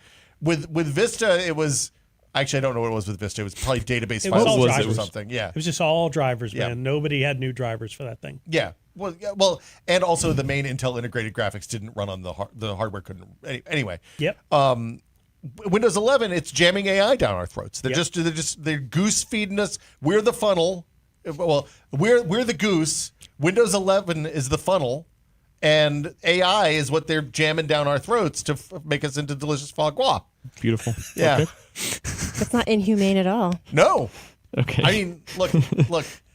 That was beautiful, man. Goose liver, we all have feelings about. So, Yeah, no thanks. yeah, but what actionable items did they mention? that's it. They said they're working on all of this. Okay, yeah. There's no like timeline. There's like actually more details about what they're promising, but as Will said, there's not an actual hard deadline for when we're supposed to see each one. Hold on, that's not true. The improved feedback hub is available starting today. Okay, Great. for the ones that we care about. Spam it. We should all spam it. Well, we should all switch over from actually nobody's using Windows on this table. Wait. Elena isn't she? No, This is my Chromebook. Oh, really? Yeah. Wow. my homebrew Chromebook because it's running Chrome OS Flex. Welcome to the full Linux. Yeah. So yeah, actually that's a good point. That means that we can all spam the new No, we feedback can't. 'Cause hub. You have to be on Windows to do that. Well, I mean that's not a problem for me. Let me fire up my VM. Yeah. And now we can just say like, hey, can you please get this in there? He does say, please keep the feedback coming at the end of the thing. We want to shape the future of Windows. Can you please stop the making feedback me coming, double man. click to get to things I want in the right click menu? Thank you. Oh, I hate that. Yeah, It's been show more. 4 years of this Come on. nonsense. Yeah. Wait, what are you talking about? I don't know that. You So right click. the context menu, right? So in the old days, if you did the right click on, like, say, the desktop, you just immediately had access to all of the options. Right? Now, if you're a longtime user of Windows and that's like your system for getting to certain things, the more, not even, but I Like guess 7-zip, for like, example. for like the more quote advanced features in that, you have to go and click more and then it appears. Oh, so there's The a setting in submenu. Windows Yeah, where you you can can change make that. the right click menu the old menu by yeah, default. but defaults matter. It's not the default though. Yeah. But when you Defaults say matter. something like the defaults matter, or I don't need any extra software, that applies to Linux as well. I'm not the Linux. Yeah, proponent she's of not on this There's thing. no defaults on She's on Linux. Chrome. There are no defaults on Linux. Yeah. I am still the predominantly Windows user, but today I am on my Chrome OS thing. Does the old Windows, the right click button, if you do Mikey's thing, is it fast still? I haven't tested that. We can try it. I Yeah. don't know performance wise. I don't know. Okay. Is that a reg hack? It is. It's a reg Yeah, hack. see? It's also a policy. You can use policy to change the reg. This is the problem though, because I'm not going to tell my grandma to go do that. Though. and that's the thing. You Like just where send it's her a like GPE Your mom, file. your grandma doesn't right click. Your grandma doesn't know there's an other button. Your grandma knows call grandson. She knows that button. That's all she knows. True, that's Come on, your grandma I'm just definitely saying, doesn't. for use this 7-zip. show, absolutely, reg edit hack, totally fine. Yep. But for when I'm writing for the website, that's not something I would readily recommend to people to do. I Fair can enough. put it as an option, but I wouldn't say that should be the default Well, but action. The whole thing reminds me.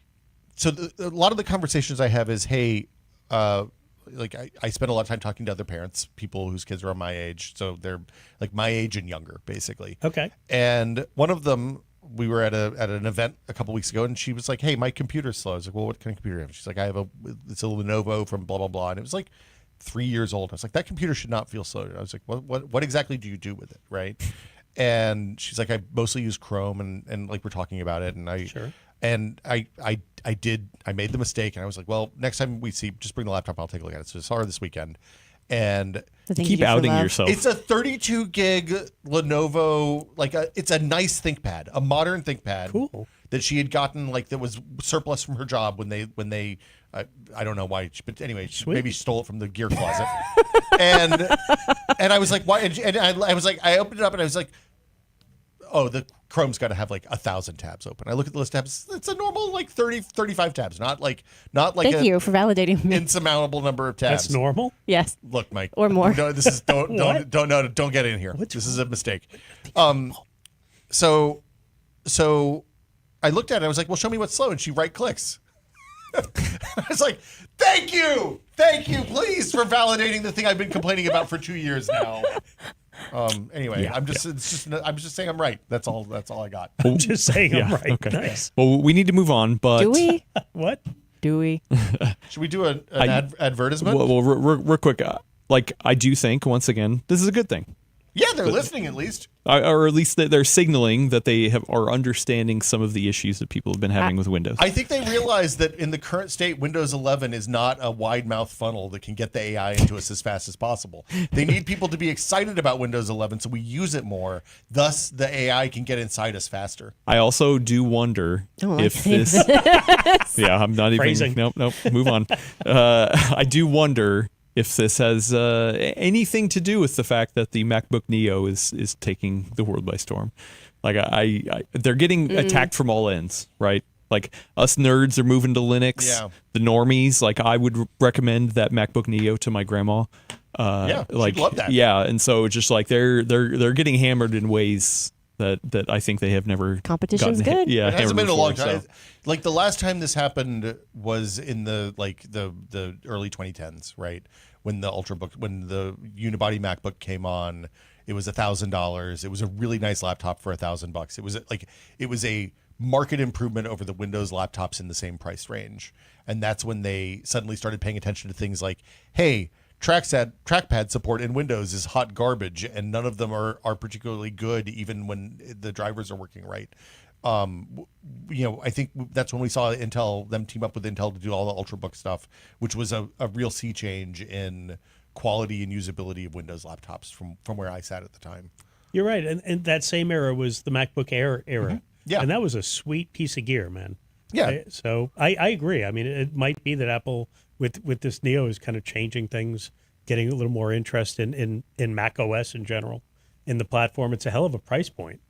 I mean, at least signaling, right? There's people still in the comments, and I completely agree with you. They're signaling. Who knows what this will come through? So keep reading PCWorld.com. Yeah, because I got thoughts. Yeah, thoughts. Mark, They're is coming later our this week. Windows person, so he'll have all the updates as well. So we'll see. I think it's at least a good first step, and we should acknowledge that. And move on. I have a counterpoint to that, but it'll be in the newsletter. Oh, wow. Subscribe to the Teasers. newsletter. Yeah. Yeah. Do you have the webcam ready to switch to so we can take a 5-minute potty break? Are we doing this during the ad break? Is that the idea? Yeah. So we hit the ad break. I think the webcam's going to show mostly the back of the monitor That's over fine. there. It's better than nothing, I guess. I'll adjust it once we're in the break, I guess. Hope that's the wrong one. It's that Bye, one. everybody. Oh, it is just the back of It's just the. the back Actually, you know what? That's pretty actually funny though. kinda great. Yeah, no. Leave it like that and adjust it in a minute.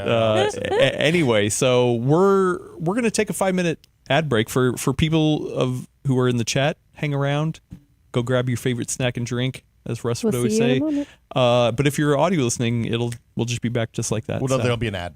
Oh well, theoretically. Yeah. Also, you'll have an in between. You're going to get the ad music twice if you're watching live. So apologies, we got to make 2 versions of that transition. We'll figure it out. Anyway, Yeah. Okay. back in a second. Bye. Well, that was great. Well, we're not muted, Oh. so.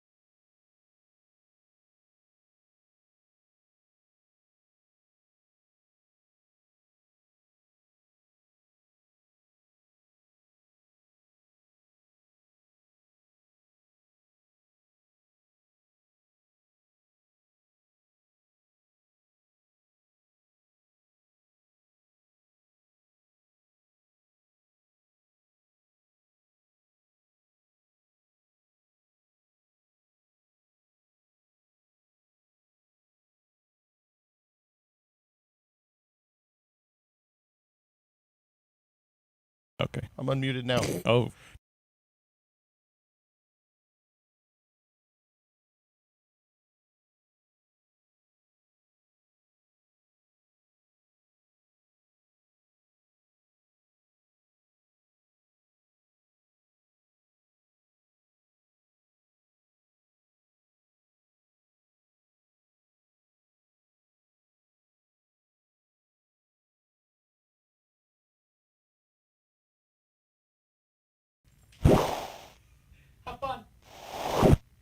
And we're back. Wow. Look at that.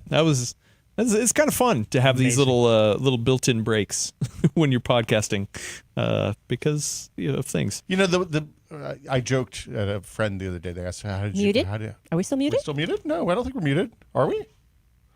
I don't know. Muted. Oh, I think they saw the. Anyway, we're still getting the kinks Okay. worked out. And yeah. Oh, there's a whoosh, and now we're back. Okay. Yeah. They're hearing us. Anyway, sorry. You We're trust the buttons. Yeah. The buttons know what's up. okay. We'll trust the verticals and horizontals. Love it. You know what else I love? BitLocker. Oh, Everybody does. Everybody loves BitLocker. I have a confession. This may shock you. What? I've never once used BitLocker. What? Not but once. BitLocker has used you. No, I've never used. I'm sorry, Mike. What? Why? Why would you do that? Why would you It waste? impacts performance. I don't want to impact my performance. Oh, you've Hold on, real quick before we get into that. Stealing my question. Before we get to that, Stealing my question.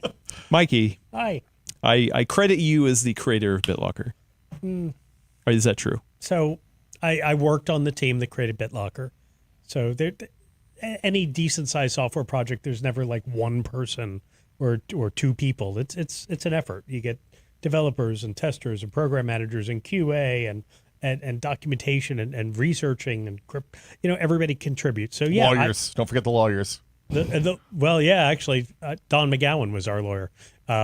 Interestingly enough, he is now head legal counsel for Pokemon. Mm-hmm. Interestingly, Pokemon. So, yeah, Gotta catch 'em all. Yeah, but he was our lawyer on our team at that time. A lot of Microsoft people ended up going to a Pokemon company, it turns out. It's Money, right money, there. money. Yeah. It's literally right there. All right. Well, take me back to the start. You guys are sitting around the table, shooting Nerf guns, throwing darts, drinking Monsters. Who knows what you're doing over there in Redmond? And somebody stopped and they're like, "Hold up! I got an idea. What if we encrypt the drive and we call it BitLocker?" Whoa! Is that how it started? No, man. How it started? I assume this is as a result of the laptops getting popular, right?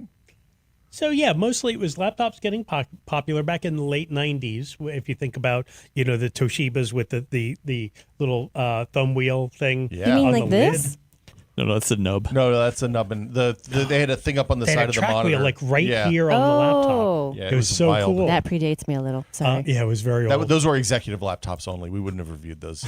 And then Microsoft had some customers that said, we want to protect our data on these laptops because they're traveling all over the world. Mm-hmm. And the only way they could do it at the time was to replace the drive controller in the laptop with one that did encryption and decryption on the device itself, which was terribly expensive and terribly complicated. But that was a thing that they could do. So in Windows 2000, we came out with a piece of a component of Windows called Encrypting File System, EFS. And that let you encrypt files and folders on the disk, individual files and folders. And it's still there. It's still in Windows 11. Of course It's been in it every is. version. Of course, because why get rid What of else is not? But then some customers, one customer in particular, a large financial company that's named after the founder, Chuck something or another. They came and said, "Hey, Microsoft, we want you to." We found that although that's a really cool feature, people put their files all over the hard drive, like in different places. So we want something that encrypts the whole volume. And that's the how whole OneDrive drive was scene. born. Sorry? And that's how OneDrive was born. No. And that's how BitLocker came up. I mean, and we first released it in Windows VWord in 2006. And Windows 7, we improved it quite a bit. And we added BitLocker on like a USB stick. You could encrypt USB sticks starting in Windows 7. And over that time, things like hardware acceleration for the type of encryption algorithms came into the hardware, and like it became mostly transparent. Mostly transparent. I mean, the biggest goal, or one of the biggest goals with BitLocker originally, and I think still to this day, is it can't allow any data loss unless you lose a key, unless there's a security issue. So no accidental data loss would probably be a better way to phrase it. So we dumped an enormous amount of time and money into testing. We tested the living heck out of it to make sure it would not break, because early in the cycle, like back in the early 2000s, there were other disk encryption softwares, but they would break all the time. They were really terrible. McAfee in particular had one. They've long since stopped making it, but it would just periodically brick your machine.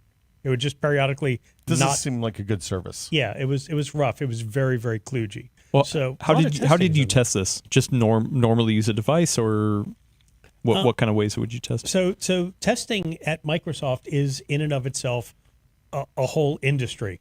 I mean, we have professional testers that just sit around and do this and find ways to break it and put it through pressure tests and all of that stuff. And with BitLocker, long haul testing, more than 30, 60, 90 days of just constantly banging on BitLocker to make sure it didn't lose data, to make sure, all this file IO didn't cause any corruption, any data, that was written had to be read, and you compare the write and the read to make sure it's the same thing, and over huge scale. But also because BitLocker is a security feature, we hired a third-party company to come in and bang on the security side of it to make sure that the only way you could decrypt the data was if you had either the primary key, usually kept in the TPM, or the recovery key.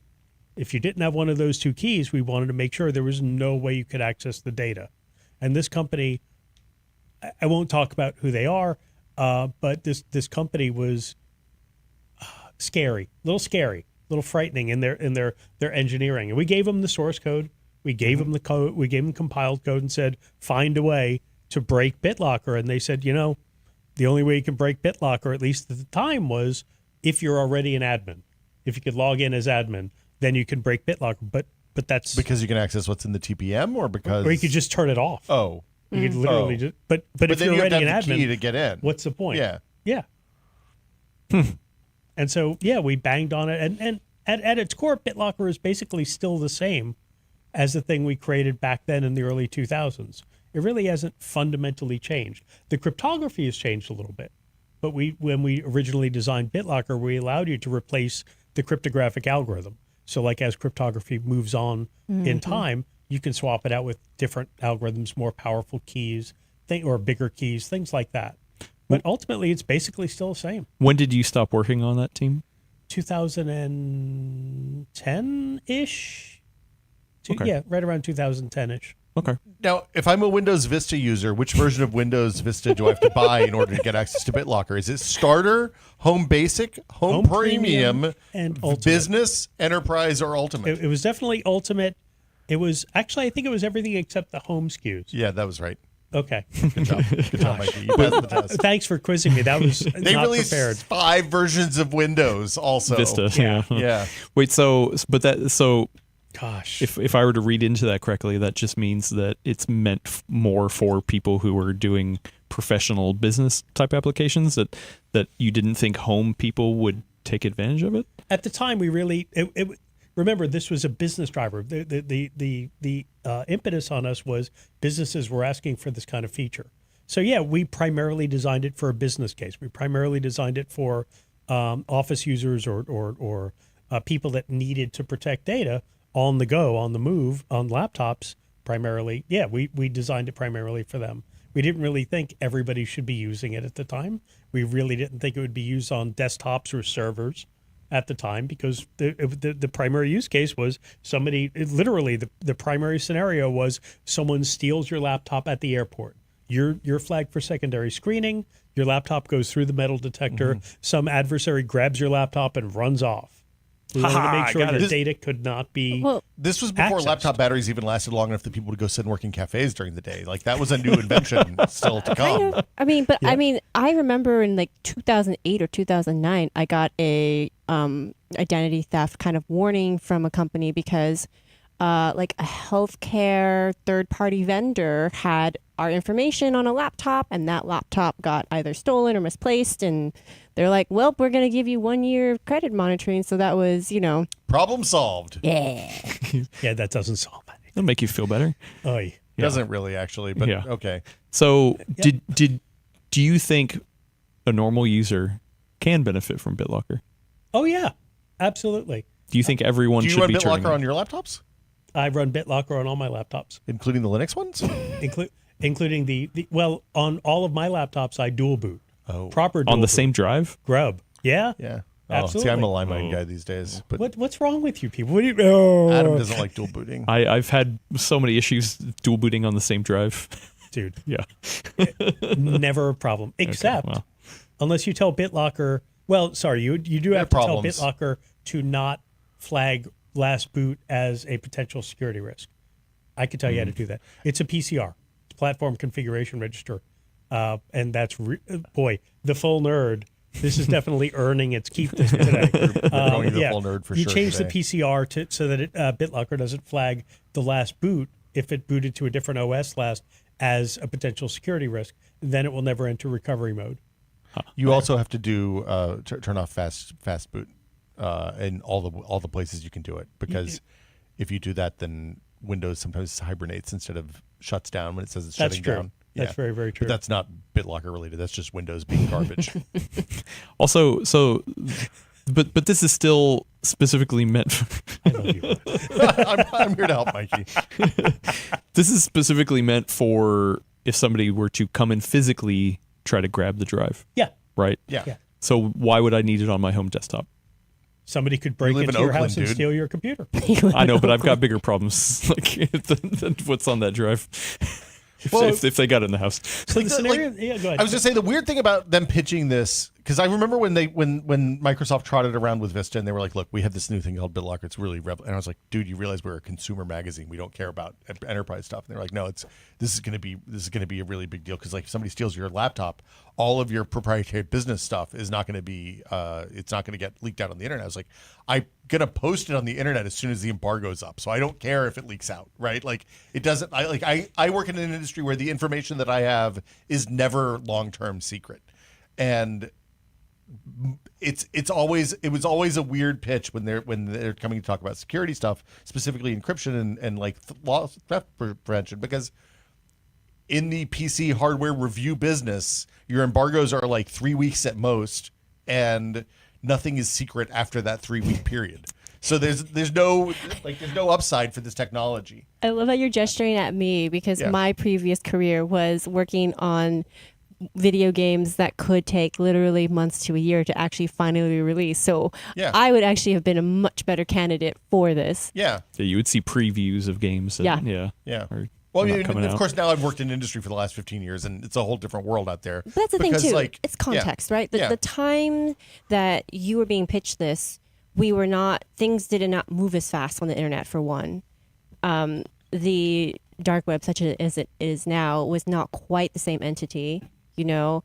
The idea that state actors would be targeting individuals was kind of novel if you weren't like working at the CIA or something, Yeah. or like nuclear secrets, or Like, you even know, yeah. gathering basic information on people that to do what we now know is very common forms of phishing, not really common then either.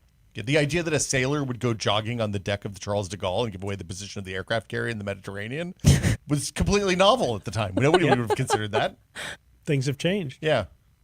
Adam, I don't understand that. Right. so No, that's fine. We a don't guy need to. ran on the deck of the aircraft carrier with Strava on, and his runs are public. So there's a guy that did a jog through the middle of the Mediterranean because he was running on the deck of the aircraft carrier, and Gave as a away result, position. they gave away where the aircraft carrier was, great. which is a big super secret. Perfect. Yeah. Love it. How did you even get that device cleared? It wasn't. Yeah, absolutely that- wasn't. Yeah. No. Yep. But he did it anyway. Yeah. Because Anyway. people are so casual with tech now, right? Well, so once again, that alludes to the problem is that the tech might be good, Yeah. but if nobody uses it, then what's its worth? Well, right. Maybe that's why Microsoft wants to turn on BitLocker by default now. Wait, are they doing that? Oh yeah. Well, they've had Oh, device encryption as default for home users if you log in with an account, which For is the home, whole yeah. reason I was talking about this earlier in the show. But like that's a place where logging in with the account makes a lot of sense, Yeah, because that's then what it I'm saves your encryption keys on the. That's on the what I was yeah. saying. Yeah. But then, No. Mikey, but then your No. encryption No. keys on the cloud is only as Wait, good as wait. your password for your Windows account. No. Wait, what? Nope. But you're making me angry, Bill. Uh a little oh. bit. Watch out. Mikey's angry. What's happening? So, He's turning red. so my beautiful, lovely design of BitLocker was that you would always know where you put your recovery password. You were forced to choose where to put your recovery password. This is true. If you didn't choose where to put it, it didn't turn on. This is true. Now, with Windows 11 26H1, because I could talk about it because I had to do some testing to make sure I was saying the right thing. You're absolutely right. BitLocker turns on by default and stores your recovery password in your Microsoft account on Microsoft servers, and it stores it in clear text. Yes. So you can read that when you need it. But That's obviously, convenient. it is. I've had to use it. The problem is other people could potentially gain access to it Correct. by logging into your Microsoft account or by subpoenaing Microsoft, which is what we're starting to see is subpoenas being presented to Microsoft to say, hey, if you have a recovery password for this BitLocker drive, we need it. And it's a legal a process that they go through. And Microsoft, when I designed BitLocker, it was not even possible for Microsoft to have that. It was never Because possible. it was always a local thing. Like they Yeah. could subpoena the thumb drive that has your BitLocker recovery key. But you're like, I don't know Absolutely. where that is. Absolutely, but Microsoft never had it, never had possession of your recovery password, and there's no super secret Microsoft recovery password like universal skeleton key built into BitLocker because I made sure that never happened. But now Was that a fight? Sorry, Was not putting a back door in a fight at Microsoft at the time? it wasn't a fight on our team, Yeah. because we understood it was a fight with external entities that wanted us to add a backdoor skeleton Federal key. governments, perhaps? I'm not going to be Okay. too specific. Okay. So, and the reason I don't want to tell you that, well, Yeah. it's not that it's a secret, but if I tell you, I'm going to use a lot of profanity. Okay. And I really can't explain it too far without a lot. Like, no, you, We're you going to would- lose our Disney sponsorship. Yeah. you Chances. would not like it. But needless to say, no, there is no recovery password like universal Microsoft recovery password. But because now it's being stored in clear text on Microsoft servers, as a security professional, I have a concern about that. For sure. But like the alternative is you put it behind another password that encrypts it on Microsoft servers, and then when they lose that password too, then the Then you're recovery goes to double an screwed. email address. Yeah, no, and then it's- you just hijack that email address and you're right back where you started. This is the classic issue, right? Wallpaper bubbles. This is a classic issue between security and convenience. Yes. It's a classic, the slider, right? Yeah. And so I think for most normies, as we're going to call Slide them, that baby Yeah. all the way over to a convenience. little bit. That's the problem. Exactly. So you're compromising some of the security aspects of it, right? But I think that's the reason why I would always say if you are somebody who cares about the nuts and bolts of what's happening with your operating system, don't bother with the home license. Get the pro license because you want control Right. over BitLocker. Or get the enterprise license is what Right. it sounds like you should Hell get. yeah. And then just log into your domain. Or log in Sorry, local. Active Directory. Oh, we don't do AD at home no, generally. Okay, well, I want to get to some myths real quick because there's plenty of people screaming right now that I don't use BitLocker because it slows my drive. My games are so slow. It's not a myth, though. What you're about to ask? Is it not a myth? No, Does because it impact we performance? busting myths? So I'm going to start to respond, but then I'm going to defer to Elena. So my start to response is when we developed BitLocker, there was no measurable difference after the encryption had taken place. When we measured I/O, there was no measurable difference whether the volume was on or whether encryption was on or off. Once it was on, when it was turning on, when you're encrypting the drive, which is very CPU intense. There's a lot of I/O, so it was significantly slow. Once it happened, there was no measurable difference. That was when we created it. When we created BitLocker, remember this is 2005, 2006. Rotational disks were still a thing. That was still the primary thing that we saw. The only thing, SSDs, yeah, exactly. SSDs were like a theory at best. Real weird Occasional. niche, yeah. Seagate was experimenting with hybrid. Remember hybrid drives at that point. But when we initially created it, no, there was no difference measurable. So, but I don't have current numbers, but I'm wagering Elena does. so there was why am I blanking on his name?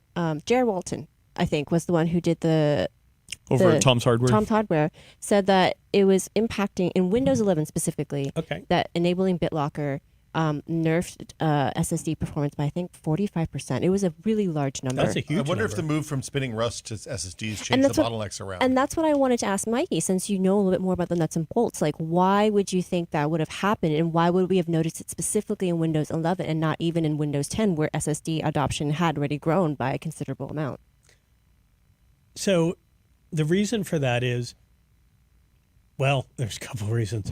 So thinking, because by the way, I don't prepare for these things, as the audience should know. So in Windows 11 is the first time we see Microsoft starting to pre-encrypt drives. So by default, when you turn on, when you install Windows 11, if certain conditions are met, which usually they are, Windows will encrypt 99% of your C drive, but not 100%, because to go 100%, it requires key storage, or requires recovery key storage. In Windows Home Edition, it will automatically throw that into your Microsoft account. In Windows 11 Pro, if you logged in using a Microsoft account, it will automatically throw that into your Microsoft account, and then it will finish and tick up to 100%, and then it's on. In Windows 11 Pro, if you logged in with a local account, or Windows 10 or 11 Enterprise, it will never go to 100% unless you provision that recovery key. So the problem there is that it's still encrypting and decrypting the drive. Even at 99%, it's still encrypting and decrypting all of the I/O. And so that could potentially introduce that latency. 45%, I haven't measured it. I don't know. I defer to anyone that actually has. That seems steep, honestly. And that seems like it would be on, because most processors are going to do it on CPU. Most of the time that encryption is going to happen on CPU. But some processors have co-processing, like specifically they have silicon to just do the encryption and decryption, the AES. Everything does at this point. Every modern processor does at this Yeah, point. because and Apple like advertised that they had that chip, right? Like on their, I can't remember what that. Yeah, there was like a name, they had a special name for it. Yeah. But anyway. I mean, but the point is, everybody does hardware, 256-bit AES encryption in hardware at this point. Okay. Yeah. And by default, BitLocker will do AES 128. Okay. Which should be even less impact. So if it's 45%, that's a lot. I'm surprised. That is a lot. I just brought it up. It was published in October of 2023 by Jared Walton, who has since moved on from Tom's Hardware, and said it was up to 45%. So it wasn't a blanket 45% across the board, but it was as high as 45%. Gotcha. That's alarming. Maybe we should retest that. Actually, I would be curious. Always be testing. Yeah, always be testing. Yep. ABT. Yeah. Interesting. So I would say if somebody out there in the universe doesn't need data encryption, doesn't want their data protected, and there's a significant performance impact, turn it off. Use the PowerShell command. Run open PowerShell, and it's disable -BitLocker. Why is this never but I never had this thing where it turns on for me by default. Is this a new change? That is a new change, the pre-provisioning. And it's annoying as heck, and Microsoft didn't tell a whole lot of people. Well, in fact, they really didn't document it at all. But yeah, it does that. So this pre-provisioning is if you log in with a local account still and haven't even touched BitLocker at all. Yep. So it's like preemptively trying to protect you without telling you. Exactly. And then also it's trying to be ready. So if you say, hey, if you open Control Panel and say, I want to turn on BitLocker, and you click the button, boom, it's done. Oh, that was my quick. God. Like magic, right? No I/O, no heavy loading. It's just done. And that's kind of the trickery that they do. I will say it only pre-provisions once. So if you just turn off BitLocker, it's not going to turn itself back on. It doesn't do for that. now. That you've seen for now. Yeah, that's correct. Do you get the sense? I know you don't work at Microsoft and haven't for quite a long time at this point, but do you get the sense that they still have the army of internal testers, or have they just offshored that to the insider program rings at this point? No, I don't think it's entirely offshored. A lot of it's automated now. Okay. Back in the day, literally, I could show you pictures where we just had bays and bays and bays of Dell desktops and laptops because we didn't really have virtualization, and it didn't work. The testing didn't work the same way. Kind of like what I assume Adam's office at home looks like. This is just 1,000 monkeys in there with 1,000 video editors. Well, we call them testers. I mean, I'm talking about, Yeah, I'm talking about it at Adam's that's office. rude, dude. I'm talking about it at Adam's No, they're office. cats. Yeah, Okay. Oh, sorry, cats. Yeah. Ow. Lots of KVMs. Okay. But yeah, I don't think that they've offshored it entirely. I think that there's still a significant amount of testing. When Microsoft gets ready for a real production release, they have to go through an enormous amount of regression testing based on all the hardware and based on all the configs. So no, I don't think that is in any way offshored or reduced. But like handed off to the community or whatever. No, I definitely don't think it's all community driven. Microsoft, I will say this, internally at Microsoft, when we're looking at bugs, and evaluating issues with Windows, the category of bug that bubbles literally to the very, very, very, very top of we've got to fix this is critical is data loss bugs. I mean, that stops everything. Literally, you'll see an OS not being shipped because there's a data loss bug. And BitLocker, if there's a bug in BitLocker, it's always a potential data loss bug. Yeah. That's catastrophic. Exactly. Right. Exactly. Yeah. What about so this bug that hit last week about the Windows 11 update that made Drive C inaccessible on a few thousand to more computers? That probably was like straight up to the top of the chain. Yes, absolutely. Okay. Even if it's a very small number of machines, which that, without looking at it, is probably a very edge case hardware config, software config kind of thing. That's going to stop Windows. That'll stop them from rolling out that patch until they identify it better and figure out what to do with the patch to make sure it doesn't cause data loss. This one was tied to specific Samsung device models that are predominantly sold in Brazil, Portugal, Korea, and India. So, And that will still stop Microsoft from shipping it because that's still data loss. Absolutely. Yeah. Is there any comparable third-party solution to BitLocker that you think is better or people should recommend? On Windows? Mhm. No, I don't think so. In fact, interestingly enough, there are a number of companies that offer disk encryption that just wrap BitLocker in like Really? easy to use. Yeah, like Sophos is one of the big ones. Huh. Sophos has one of its like security apps, and basically it says, hey, in this Sophos security app, you can encrypt your drive, and they're just turning on BitLocker. They're just managing BitLocker. That seems like a great value. Will they compress your RAM at the same time? No, you can download more RAM. Yeah, I mean, look, I need to download more RAM. RAM is expensive, man. Every pixel, man. They optimize every pixel. To be fair, they sell what they sell is a suite, and it includes management. So basically, they manage the recovery keys. They give you a nice interface. They give you verification that BitLocker is on. So they do add a little bit of value there. I mean, I'm not totally pooping. Where on do their they store the keys, though? Yeah, I was about to say. in their own little database? Oh, boy. Online? Yeah. Yeah. Okay. See, yeah, isn't that nice? Which is better? They have a booth at RSAC. You could go hassle them. Are we going to do that together? Is that what we're doing? Is that our bonding activity for the Yeah, week? there you It'll go. be, Gotcha. and they give out socks usually at these conferences, like cool. I did notice security that there are a socks. lot of like A socks. lot of socks. Seems I'm wearing to be some. a thing. You didn't pick, Interesting. I'm Wow. wearing some. I didn't realize. Wow. See? Oh my gosh, I didn't realize Wow. that I Okay. naturally fit Wow. in with this group of people, Yeah. Adam. Oh, that's How definitely- many yeah. times have I talked about Yeah, the socks? right. security people are your people. I know, and I didn't realize this. Yeah. I Gosh. need to get a hat, Elena. and you need to pick up some thumb drives for me. So question for you. Oh, I have a thumb drive for you while you're asking questions. QR good. codes. So many QR codes gonna at this plug it right event. in. And I'm just like, I thought, never mind. QR No, codes, yeah. I agree. There are a lot of QR codes on various things, and you see these security people, these experts in the security field, just holding up their phone and scanning it. I know. It's just a URL, right? It's not top- an arbitrary payload that's being delivered to your computer over the camera. Of course not. Of course not. And there's not like anybody in that crowd who would do it for the lulls either. Lol. The law. Lol. I can't believe you said All right, that. I did. I have more questions though. Yeah. Real We quick. need to keep with BitLocker. So, how do you feel? I mean, this is not specifically related to BitLocker, but it is related to encryption tools. What are your feelings on Veracrypt and Cryptomator? I don't know. Oh, I've never used them. really? Yeah. Wow. Do tell. What are they? I use Veracrypt. So, Veracrypt allows you to create encrypted, containers, basically. Okay. Yeah, it's like the successor So to you can, Crypt. yeah, it is, but it's Okay. open source and hopefully not full of problems. One Hopefully. hopes. So you can use it actually to encrypt a whole drive if you really want. Okay. But you can also use it to create basically containers, which are just files, and you set like a size, right? You say I want it 1 gig sized, thing that I can then mount as a drive. And then you basically put stuff into this, you put files into it. Okay. So you unlock it or you decrypt it when you want to access, and you can like basically lock it when you're not. So that way, even if you're like a storage. kind of, yeah, it's like a locker. Okay. So that when you're not using it, Hold on. I just got it. Now I know what BitLocker five. means. Oh my God. That's what BitLocker means. Okay, well, this has been a great show. Thanks for coming, everybody. We'll see you next week on another Full Nerd. I'm glad I could help, Adam.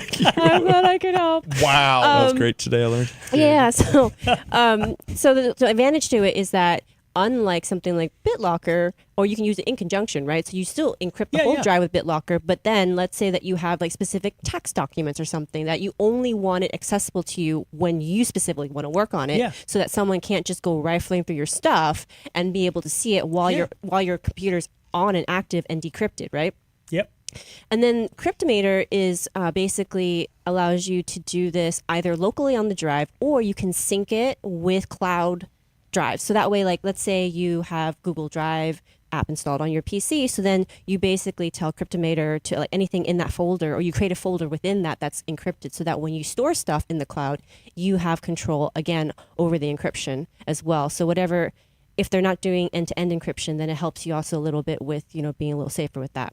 So that's what those are for. But I wasn't, because they're open source. They're also, I think, compatible with Linux. So I thought maybe you'd had some exposure to it and you had opinions. The first thing I was going to ask you is, are they open source?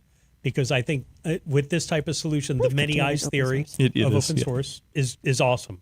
I think that provides a lot of defense and a lot of comfort and reassurance. It's also free open source. Free and open source software. Excellent.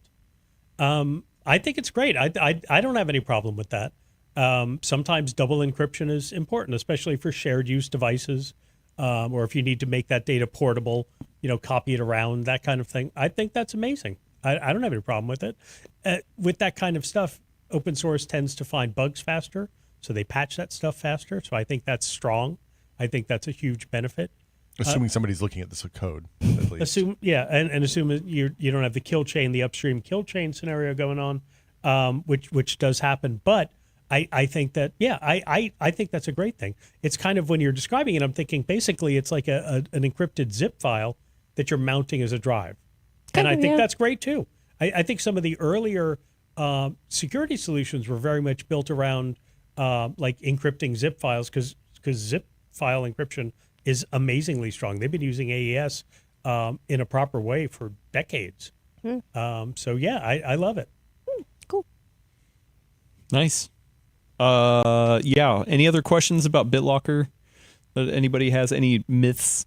Anything? No? All right. Cool. When are they going to update the actual look of it? Well, they're going to use React, they and it's did. going to take forever to load. They did. In Windows 11 Home 26H1, if you open Control Panel, it's called device encryption, not BitLocker. But that's the thing, though. But it is BitLocker. I think it's been that way for a little bit. But the thing is that that's actually not the same thing. So I actually asked Microsoft for clarification on it, and I didn't get that much clarification on it. Yeah.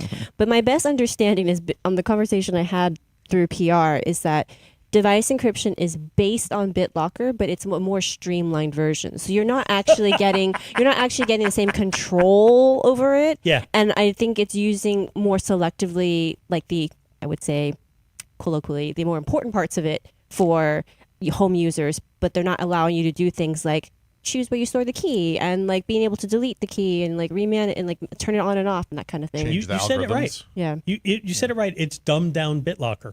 It is still BitLocker. It's exactly the same code. It's just now they're not giving you the same control. Mm-hmm. So it is. It's BitLocker. It's just not called BitLocker. I know. And so that's not cool. And to verify that, because I wanted to make sure I was accurate, so I used PowerShell and just went in there with Home, and sure enough, in device encryption, looking at the drive itself, looking directly, it's just using BitLocker. It just takes most of the settings away from you. That's what I meant by the UI, though. So in the Pro, though, it's still like the kind of old school looking, like, would you like to say, where would you like to save this key? And I'm like, I liked Windows 7, but I don't know if I necessarily want it to still look this way. I agree. It's pretty antiquated. So, Mikey, have you explored any of the Linux? Maybe we should save this for let's save this. I was going to. Can't put the Yeah. toothpaste back in the tube, man. So I have 2 last questions. Number Oh, one, great. why do you think everybody hates BitLocker? You were in the chat when somebody had mentioned BitLocker, and you were like, "Wow, everybody's hating on BitLocker." Every time we talk about BitLocker, the haters come out of the woodwork, man. Well, why do you hate BitLocker? Why y'all hate it? Why you got to hate on me? What's wrong? What did I do to you? Why do you think they hate it? Did I hurt you? Is it your beard? Is it your hat? Call I mean, in now. indirectly, It's by that. helping create it, it did hurt them. So Hurt who? What? Why? I don't know. They're gonna have to tell you their stories. I'm Yeah. protecting your data from thieves that are going to break into your house, steal I mean, your not you laptop, anymore. steal Raffle your down. desktop. Take it. You know, Go back up. I'm honestly more worried about somebody grabbing, like I'm at the cafe, Yep. sipping my latte, doing my hipster work, and I'm worried somebody's going to grab the laptop He and do a is. run. doing your hipster work. Yeah. He You're does. not using Listening a to your Kensington Victrola. lock, sir. No, I don't Kensington lock my laptop. Look, I already have the 2 big monitors that I bring in and the desktop keyboard and mouse. All of our. I have the headphones and the audio interface. Are you that person specifically that got called out in Korean newspapers? That guy for got be- roasted at a national level. No, Wow. I don't, like, when I go to get a coffee at the coffee shop, I carry my laptop with me, right? Yeah. Because if I'm the only one there sitting at my table, then I don't leave a $1,000 piece of electronics sitting on my desk on the table. I don't understand people who have that much trust in their It is fellow insane. person. I know. I did not grow up that way. No, the value is not the laptop. The value is the data on the laptop. Well, to some people, the value might be. Look, the value is to the laptop. I have to replace it if somebody yanks it. Like, the data is important too, I guess. But, like, yeah. How much is it worth to you if your personal Look, documents? I end won't up remember on that the I have to internet? figure out how to mute the notifications on the stream machine if my laptop. Okay, my last question Yeah. is, what would it take to actually crack BitLocker? Is it possible? So, yes and no. So it can be circumvented. It can't be cracked. So I shouldn't say Oh, can't. wow. I'm a security professional. So far, we haven't seen a flaw in BitLocker itself that has yielded a security vulnerability. There's no attack more efficient than brute force to decrypt the data, which is always in cryptography. That's the brute force is always a possibility, but we don't call something cracked or broken if the most efficient attack is still brute force. There have been ways to circumvent BitLocker. For example, the BitLocker typically stores its key in a component called TPM, Trusted Platform Module. Many motherboards have a Trusted Platform Module circuit, and you can see Elena's face, so I think you know where I'm going immediately with this. And some hackers have figured out, if I solder and tap the right traces on a motherboard, I can watch that traffic. When the CPU says, hey, I need the key from the TPM. Wow. Yeah. Dang. They basically, like a man in the middle, intercept that data going between the TPM and the CPU and extract that. That's not an attack on BitLocker. That's an attack on where the key is stored. So the the remediation for that is don't use a discrete TPM. Use a TPM built into the CPU. So and as you all probably know, Also- almost all CPUs now have TPM circuitry built in. Don't get targeted by a nation state that actually will do that level of effort to your devices. It is a lot of effort. And that's usually called a software-based TPM. No, think that's a discrete No. TPM. Oh, that's the discrete. Yeah. Oh, okay. The okay. separate circuit is discrete. But the processor one The processor one is called integrated. integrate. Okay. Okay. So ITPM. okay. What about quantum computers? Oh, did you want to go there? I could totally go there. Well, in the context of BitLocker, do you Yeah, think BitLocker. it will Before- finally crack BitLocker? Before you get to the quantum Yeah. question, I did want to ask, because you had alluded to this earlier. You said that the algorithm, I'm guessing even key length, can Yeah. be adapted and changed over time because that's how you built the spec. Absolutely. Is that being done dynamically over time? So let's say you do an install in, like, you have a Windows 10 install from like 10 years ago when like the key length recommendation length was like 128, right? Yeah. Now we're at usually at 256. Right. Does BitLocker actually upgrade that user, or would they have to like refresh the OS to get that level of protection? Good question. So the answer is BitLocker only really applies that type of cryptography when it turns on, when it actually encrypts all the data the initial time when you switch it on. So you So have to turn it off and on again? you do. That's exactly right. You have to turn it off, wait, Truly. and boy, you're going to have to wait. Yeah. Well, not on SSD. And then turn it back on. and then you can use whatever type of cryptography you like. Well, turning it off and on again fixes all the problems. But the thing is that if I remember right, you don't actually get to choose. You don't get to choose that the way you do in other programs like Veracrypt will let you actually choose the actual like the algorithm and the key like length and all that kind of stuff. But BitLocker is a little bit more opaque. It just sounds like you just turn it off and then you turn it back on to get the most modern version of the settings. Well, let me answer it this way. To choose what type of cryptography, because if you're using Windows 10 or Windows 11 right now, you can use AES 128 or AES 256.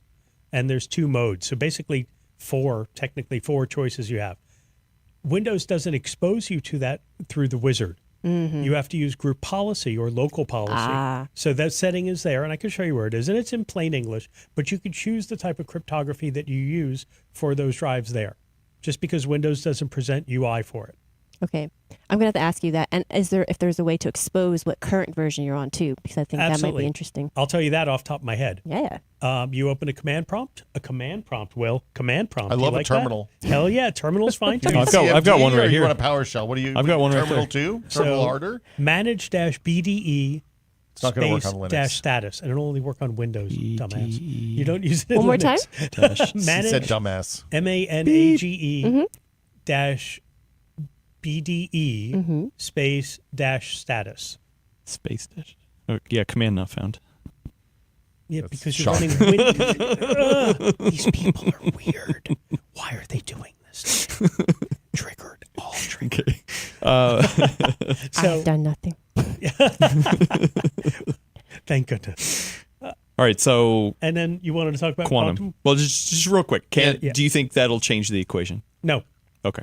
That's easy. Did you want a slightly longer No, version? we're fine. That's not good even. enough. No, it was really Don't worry interesting. about it. They were talking about quantum computing and what it would take to break and the latest developments at some of the sessions I've been at. And as a complete quantum computing noob, it's quite fascinating. The quantum computing stuff is a real mind bender, just in general. But also, it seems like it's mostly made up at this point. You know what, though? I have to say, I think it really relates to who's explaining it. There was a speaker at B-Sides this weekend, a professor at CMU, and it was very obvious he's used to explaining things to people who are new to the concept, because that was the most comprehensible version of quantum computing I have ever been privileged to be exposed to. And I think I actually kind of understand the very, very high level outline of it right now, which is nice. That's cool. That's awesome. I just have to do a short version, Adam, Okay. I promise. Yeah. It's like 30 seconds. BitLocker uses a type of cryptography called symmetric key cryptography. Symmetric key cryptography, AES, is the algorithm that we typically use. Quantum computing will not be good if we understand what quantum computing is. It will not be any better at symmetric key cryptography than modern or than current computers, because symmetric key cryptography doesn't use math. I know, weird, right? Wait, I thought cryptography was all math. No. Like It's music. numbers. No. But it's numbers. It's numbers, yes. Zeros. How can and you have math and ones. not numbers? It- Or numbers and not math? There you go. Thank you. Okay. I'm smart. Now I'm totally confused. I thought I understood He this. razzle-dazzled you. Yeah. Yeah, exactly. So, no, quantum computing will not affect BitLocker in any way, because quantum computing will not affect symmetric key It's not cryptography. based on prime numbers or something. It's just based on That's having two random asymmetric key numbers. cryptography. Okay. Asymmetric key cryptography is very mathy, Yeah. and so quantum computing will have an impact on asymmetric cryptography. Because it just jams you through all the universes until you hit the one with the right math. You're actually not as far off as you know. want to be, but Your was a very smart joke, Mikey. comedy means nothing to me, sir. but not in this. Adam is going to kill me if we keep going. So, on this topic. how does this? What's the difference in the symmetric? It's just generating two really big numbers that you have to have. Nope. No. Symmetric key cryptography is very, very simple type of cryptography. Uses no math. It just uses logical processes. Like it compares numbers to each other. It compares bits to each other to do the cryptography, and it does a lot of it. Okay. But it doesn't use any math. I assure you, there is no math in symmetric key I'm cryptography. gonna have to do some research on this. I'll get back to you. Okay. Yeah, prove him wrong. Yeah. Please, Yeah. because I would love to be Do a wrong, giant man. mathematical. No, I don't. I'm a man of yeah. science. I want to be wrong. Yeah. No, being wrong's great. You love science. Wait, okay, so I know Adam does want to move on, but I have one more question based on what you said. So if asymmetric key cryptography is more mathy and therefore more susceptible to the effects of quantum computing. Yes. What's going to happen should Q Day arrive to all the passkeys out there? Q Day. So Is that Quantum Day? Yeah. Okay. they will have to be updated to one of the new algorithms that is what we call quantum resistant. So there are new cryptographic algorithms that are out there that are quantum resistant, and I'm going to tell you the names of them, Adam, because I want you to I want you to feel involved, but also I want to see if you get both references. One of them is called dilithium crystals, Oh boy. Ooh, I've That's from heard Star of those. Wars. Yeah. right? Oh, the, gosh. the other algorithm, the other post-quantum algorithm is called Kyber crystals. Ah, that's from Star Trek. No, Yeah. Kyber crystals? Yeah, it's what No, makes he's the, it's what makes the Voyager go. being a Yeah, he's jokester trolling. again. Don't. Okay. Yeah. Don't. Just, I won't fall in. So you could tell nerds worked on this technology by the names of the products. Yeah. I could already tell. You didn't need to. You didn't need to convince me. So, okay, I lied. Last question. How expensive is it going to be, I guess, performance-wise, to do this upgrading when that happens? So Oh. very unlikely that it'll be very significantly expensive. Really? The problem is going to be right now for like all of these current cryptographic algorithms that we have. Most of the CPU manufacturers have like built-in circuitry to very efficiently perform it, like co-processing basically. But they don't have that yet for these post-quantum algorithms. They don't have circuitry built in yet that's really good at it. So once that happens, which I don't think will take very long, then it will be as performant as current algorithms. Okay. But in the meantime, it is a little CPU intensive at the moment, just because we don't have that stuff built in. Does that answer your question? It does, Okay. for now. For now, no problem. All right. Well, let's move over to questions. Are you Let's get sure? some questions over here. You're yeah. 100%. Yeah. What? Fine. Why Wrong did you? transition. What the hell was that? That was my bad. Hey, Not welcome an back. ad. Not an ad. I gotta change the. Yeah, there you go. Thank you. Anyway, okay. If you have a question right now for Mikey, get him in the chat at the Full Nerd Network. We ask him anything. Ask him anything you want, and he'll try to answer it if Go he for it. can, as long as it's appropriate. If you're watching or listening to this later, I know you missed him. He was already on the show, but that's okay because I still chat with him. I can try to reach out and get some questions answered. I have been gathering questions in the lead up to this this episode, so we already have some questions that we'll get to. Oh, that's a WinHeck thumb drive. Wow. No. But the first It's probably 16 meg. the first thing I want to ask about is this news that the FCC is banning routers left and right. Oh yeah. That's right. So, yeah, what should people do? That doesn't seem safe. It's banning routers doesn't seem safe. No. Like to have a router that's banned. Oh, okay. So yeah, the FCC is basically decided in the United States that certain router brands or types of manufacturing of router brands is not okay anymore. That doesn't necessarily. I'm wearing a security professional hat. That doesn't necessarily mean that those routers are more or less safe than anything else out there. So if you wanted to take this in any way, you could take it as an elevated call for make sure you're examining your devices. Don't just blindly trust that your routers are not security risk. Don't just trust that your switches and your firewalls are okay wherever they come from, whatever manufacturer, whatever chipset they have. Make sure they're doing what they're supposed to do. How do you make sure? You test them. You just have to test them, and also you have to have faith in the manufacturer. If you trust the manufacturer and you know that they're doing what they're supposed to do, that's great. If you bought some no-name random device somewhere on the internet and said, hey, that's trustworthy enough because it's routing packets, that's probably not trustworthy enough. But you said no name, implying that named devices should be okay. Well, named from a manufacturer that you trust. Again, Oh, okay. You know, we all have a concept So like of trust. TP-Link or Huawei or one of those, like they're all made in the same factories in China, though. I don't know. Okay. I'll trust you. If you're telling me that, I'll trust you. I mean, nobody makes routers in the United States except for weirdos that build things out of open and use OpenSense, like me. Outing Wow. yourself. Roll your own router. Wow. Yeah. Can Outing you put yourself. up closing credits? Yeah. What the hell? Yeah. I'm taking that. So I don't know.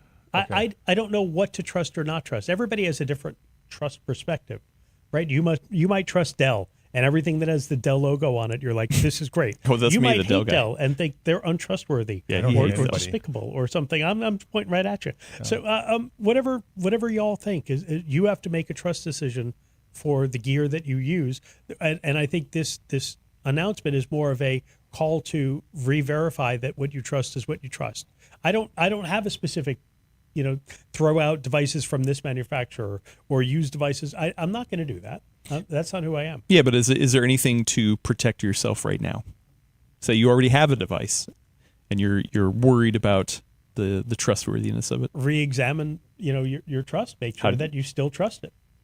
Look, and largely for me at least, it comes down to brand. It comes down to, is it a name, like you said, is it a named device? If it's not a named device, you have no way to know whether you trust it or not. Does that mean throw it away immediately? Not necessarily. You might use it in a scenario where you don't care about data security, where you don't care about data privacy, right? Where sorry, go ahead. But so Amazon sells Eero routers, right? Okay. Do I want Amazon to have access to my router and to all the information that I'm that's traversing my network? Probably not. That doesn't seem like a good idea to me. Do you want Amazon to have access to that data? I don't know. The question that I would ask is, do you trust Amazon with that power? Probably not. Well, then don't use them. Yeah. What about Done. so I'm at Micro Center and there's 3 routers there. There's one from Netgear and one from Linksys and one from Lunksys. Do I buy the Netgear? Do I buy the Linksys or do I buy the Lunksys? How cheap is the Lunksys? It's again? real cheap. It's an incredibly good deal. They're paying me to take it. Totally not shady, right on the box. Yeah, it says we're a real manufacturer for sure. Amazing. Look, if you need a pinky swear to buy something, Yeah. don't buy it. Okay. But again, it depends. If you're running, let's say, a coffee shop, and you're putting this thing in on a public network where there's no expectation of security or privacy, you're just bringing it in because you need a device to provide public Wi-Fi for your coffee shop. coffee chuds, yeah. Lunksys is probably fine. Okay. Go Lunksys, Mike. Yeah, You said it. Well, but for me, like the thing is, I think people are wanting to know concrete ways, like to know whether something's trustworthy or not. Like, do you have to look up the company? Is there a way to manage the traffic on your device you already have? Like, what are some actual ways? So, I mean, if you don't trust the device, looking at the device doesn't help you because it could just be lying to you. It could be, most devices that are going to steal data or exfiltrate information are not going to tell you they're doing that. Well, I mean, yeah. If you want to really know for sure, then what you do is you build a computer with parts that you know are good and clean. Yeah. And then you put OpenSense on it or put Linux on it and build a router from scratch like a complete lunatic. And I don't know what you're talking about. and then you have your own router, right? But Yeah, that's fine. But also your ISP probably provides a router at this point too, like Comcast, AT&T, Verizon. I trust that the least. Personally. Sonic. Did you not get a Sonic router with your Sonic? It was not the router. No, they had the Oh, fiber. you have the ONT thing. Yeah, the thing that Modem. the modem. Yeah. And they call it something other than modem though. They- It takes the it's fiber. still in. for Yeah, fiber. yeah. Yeah. So no, I not. Then I have a separate router. Okay. If you don't trust your ISP, you don't use your ISP. I trust Sonic. Okay. I like Sonic. I don't trust AT&T. Me neither. Yeah. That You don't probably should not. I mean, we don't have a lot of choices here. In the I know, United but States. yeah, that's the thing I'm worried about. It right is that like if somebody's out there and they're like, well, actually, I don't trust any of these companies. Okay. Which maybe this is what this FCC thing is pointing Let me to. introduce Maybe it you to is. the cabin in the woods.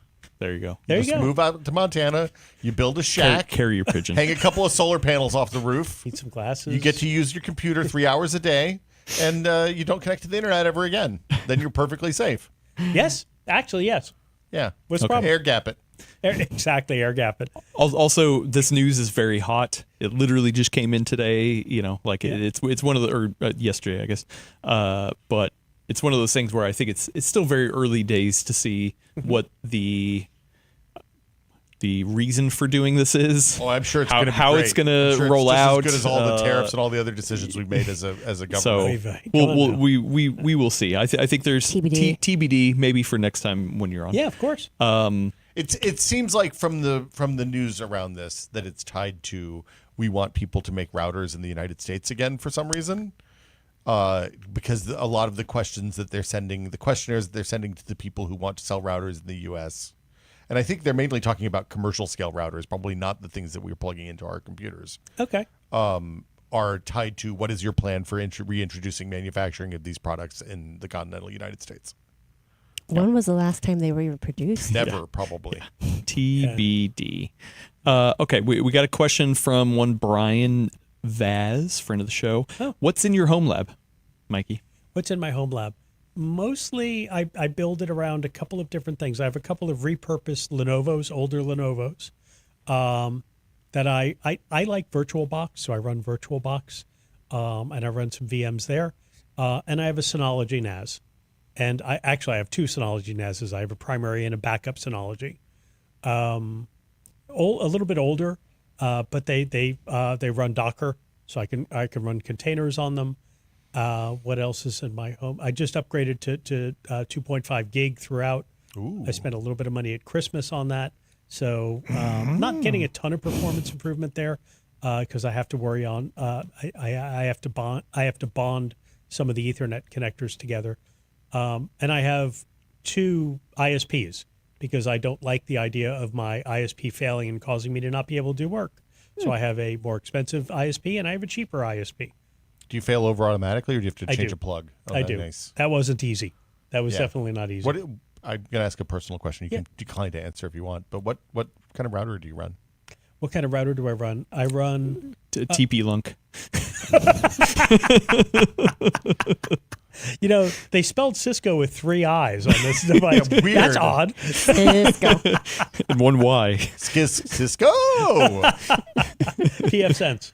I go with pfSense. pfSense. Yeah, Okay. combination firewall and router. And then I just use switches downstream from that. Yeah. But that lets you fail over Yep. to the slow connection. Yep, hot. Do you put anybody in the family on the slow connection all the time? I'm not going to answer that. Although my cat cannot tell the difference.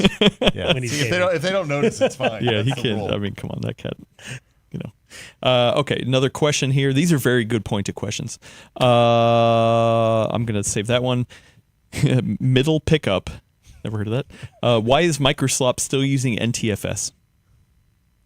Because there's nothing better for Windows than NTFS. So I've actually lived through 2 different Microsoft efforts to replace NTFS with other file systems, and both were catastrophic failures. Oh, WinFS was on the upswing, man. Oh, I'm talking about OFS. Oh, yeah, that one. Yeah. and remember, data loss being the most important thing Microsoft can present. Data loss bugs bubble to the very top. When you replace a file system, you're just asking for trouble. Mm-hmm. So I don't think that Microsoft, until they have something just as stable or more so, is going to replace NTFS. And arguably, there's nothing really fundamentally wrong with NTFS. It's not as extensible or as cool as some of the other stuff that's out there, but it works. Journaling in subvolumes would be really nice, though. It would. It would. It's just, is that enough to replace the file system? I mean, there's a lot of inertia on NTFS, it turns out. Yeah. Yeah. I have a question. Yeah. Hey, what's the deal with Windows 10 LTSC? Oh, no. I thought we were avoiding this question. Oh, no, people talk about it in the chat every week, and it's a terrible idea, right? Or should everybody do it? It's a terrible. None of you people should be looking at it or touching it or using it You people. unless you're making you people. some kind of device or monitor or like an avionics device or a blood pressure monitor or a single. And LTSC used to be called Windows Embedded for a reason. Windows Embedded was embedded in a system, only does one thing. When you think of an operating system, if it's only ever supposed to do one task, LTSC is for you. LTSB, LTSC, depending on how old you are. But, and I say that very strongly because it gets misused. I'm sorry to be very aggressive and abrupt, but it gets misused so much. And there's people in the chat that have specifically pointed out to YouTubers that we know of, like who have pointed it to being very lightweight, easy to use, especially for gamers. Yeah, that's great. So, I mean, if you're a why gamer, shouldn't they that's use one it? use. Yeah. So why shouldn't they use it? Because it gets very secure, very few security updates, which means it's more vulnerable over time. Microsoft has a different bar, a different standard for patches against LTSC versus all of the other stuff. Stability updates, very rare. Performance updates, very rare. Security updates, very rare for LTSC. That's why, LTSC is so cool because we get less patches. That's a bad thing. That's a really bad thing for a common use device.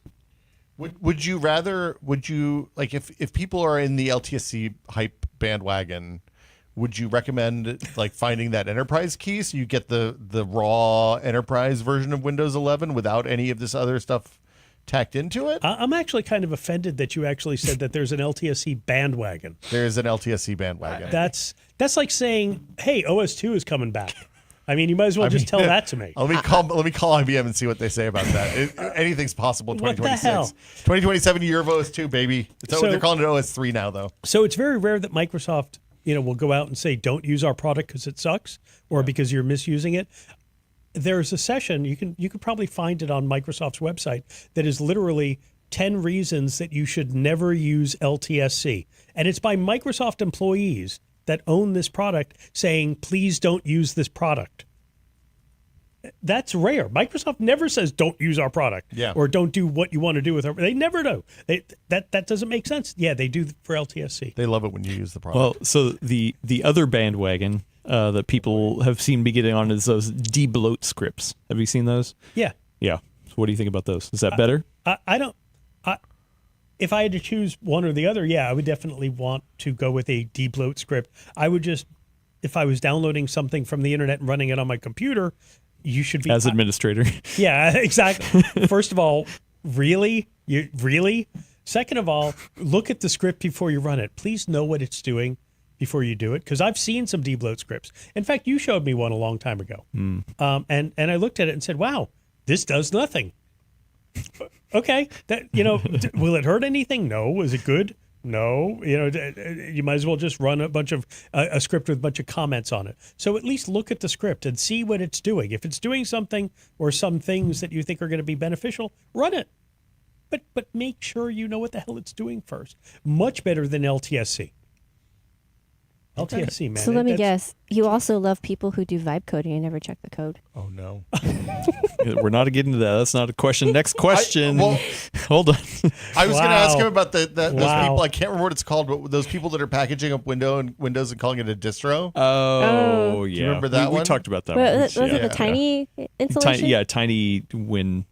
I thought it was called Win Eclipse Tiny or something like that. Yeah, I can't remember. It doesn't matter. Okay. Anyway, Biddletub.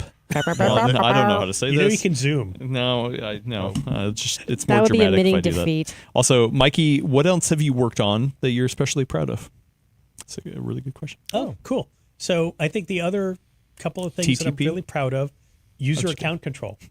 Ah, yes. Oh, So yeah. user account control. And you're making friends left and right today. Yeah, well. Explain. What is user account control? User account control is when you get the little pop-up that says, hey, are you sure you want to do this? Because this requires admin. And you always privilege. say yes. And Just so don't even think about it. Just No. hit yes. You just jam through. the hardest part of Yes, yes, UAC yes. was making the default no. That was the hardest part of building that thing. Because at Microsoft, there's an adversarial relationship with people that make the default no. You never get to make the default no. The default's always yes, because Windows has got to be right. It's a very positive UI thing. So making the default no was hard. But I did that because I didn't want people to get infected with malware and stuff without knowing that they were affecting the system.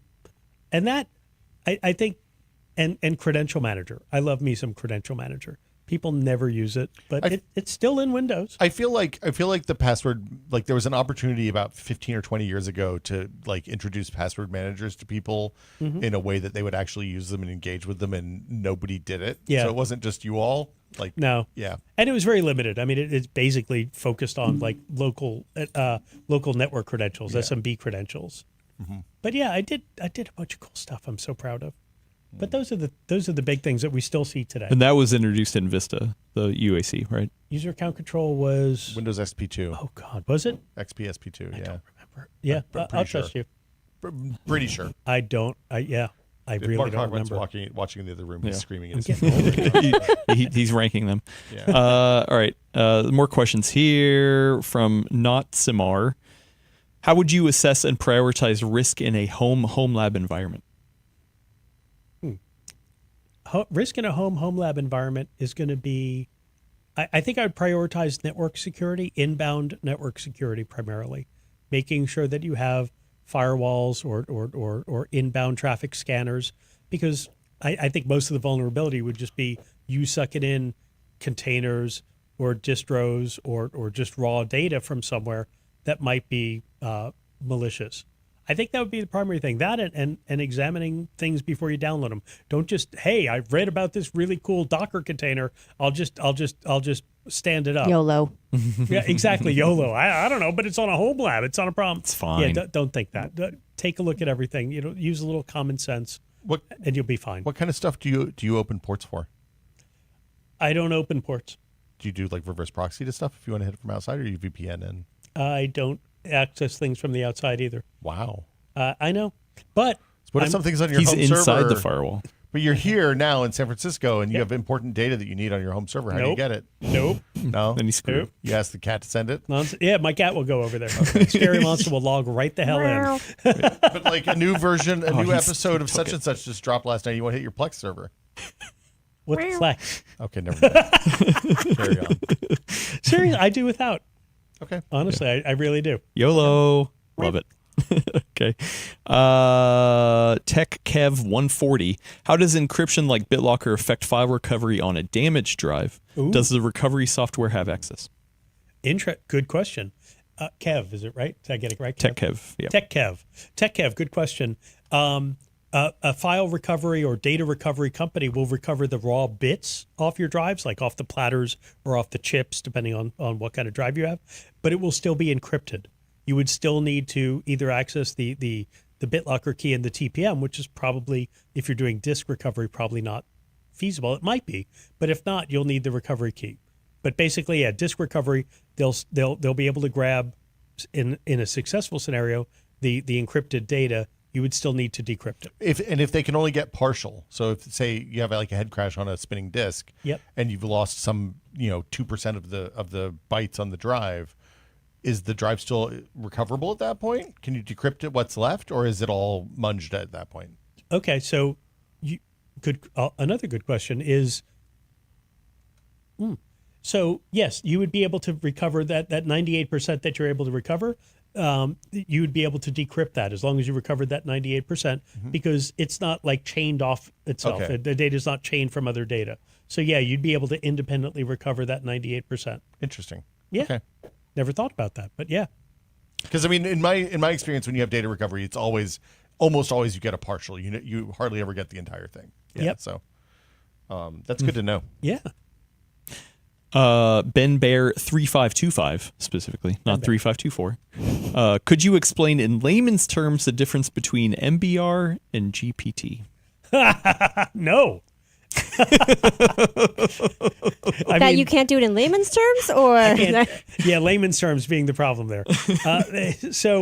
MBR takes me back a while. So these are two types of partitioning schemes we have in Windows for divvying up the space on a disk. MBR being the classic old school one. There were a lot of limitations and a lot of potentials for failure where those partitions, if one partition part got screwed up, the other partitions might become inaccessible or irretrievable. GPT, grid partition table, is much more resilient, and it's much more addressable through things like UEFI. So GPT has been for quite a long time the kind of de facto standard, the default that we're going to be using.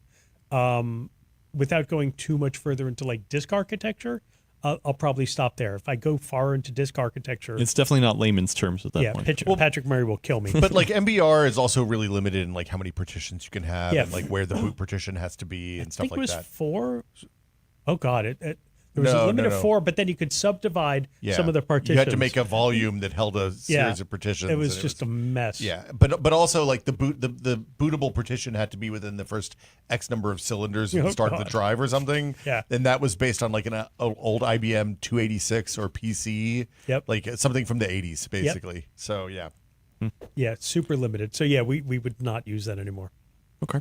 Schmitty, friend of the show, Schmitty asks, should we put any weight on routers that use open source firmware or like OpenWRT? Weight, I think, in terms of trust. I'm a big fan of open source software because I think the many eyes theory protects that software. I think the more people that are looking at it, just generally speaking, the less likely it is to be completely nefarious, or at least intentionally nefarious. So I like it. I mean, I use pfSense at home. I have trust in it. Does it run on hardware and architecture that might also be compromised? I don't know. It's possible. But yeah, I put a lot of faith in it. Okay. Why haven't you switched to OpenSense? Inertia? Lazy Okay. familiarity. I don't have a good reason for that. Okay. Friend of the show, Davina Duckworth, is asking, Davina! do IT pros still recommend logging in as a user instead of administrator? Yes. What about home users? Well, home users don't really have a choice generally because they need to be administrator because they're doing all kinds of different stuff. Yeah, but there's a common recommendation that you create the admin account, but then the one that you use is a user. You create 2 accounts. So in a corporate universe, generally, every person that's using a computer is going to be a standard user, non-administrator.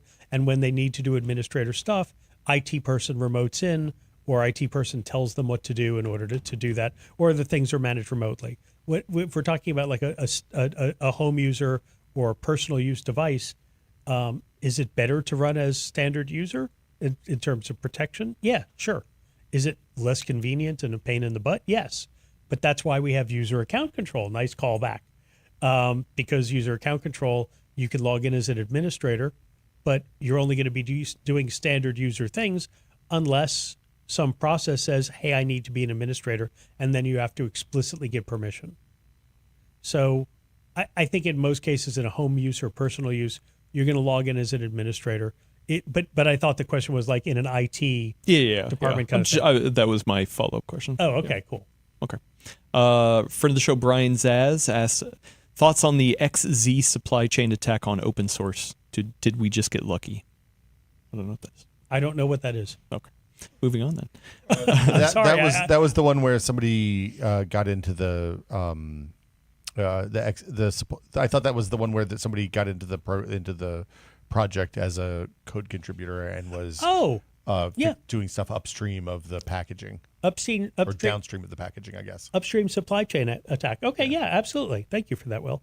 Those are going to happen more and more and more frequently as more and more source code or more and more open source code gets developed and used, as older libraries get reused more and more often.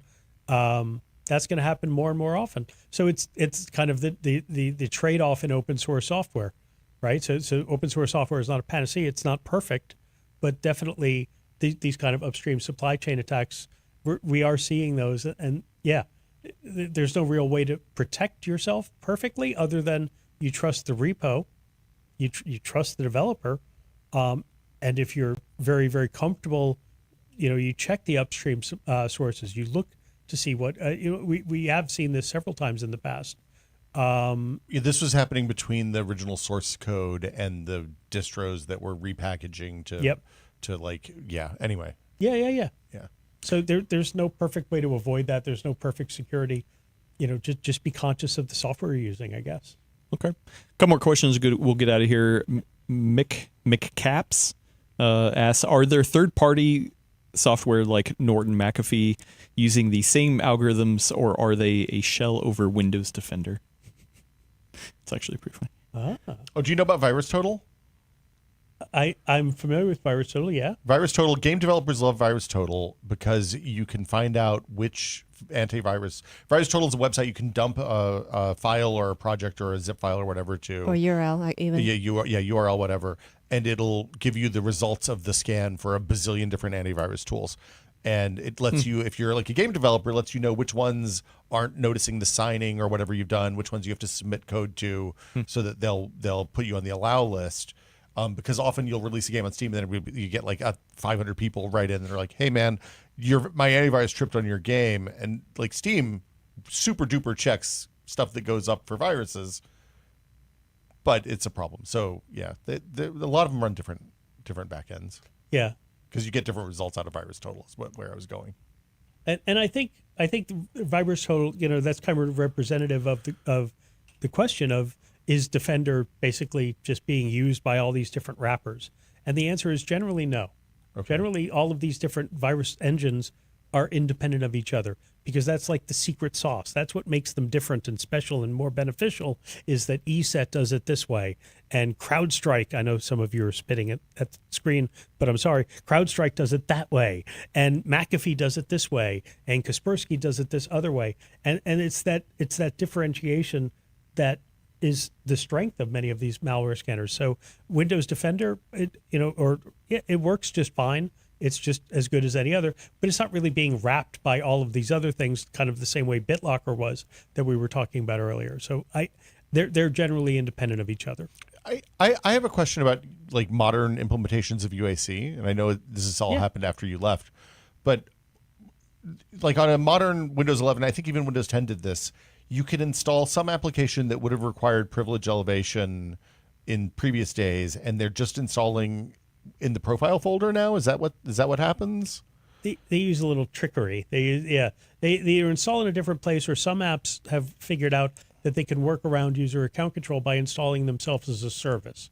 And then they just, when you launch an app, it's launching the front end that invokes the service, and the service, because it's a service, it can't prompt for user account control. So it just runs as admin. Okay. So yeah, there's weird little ways, but either way, you would have had to have accepted user account control to install the thing in the first place. Well, but there are some applications that will do.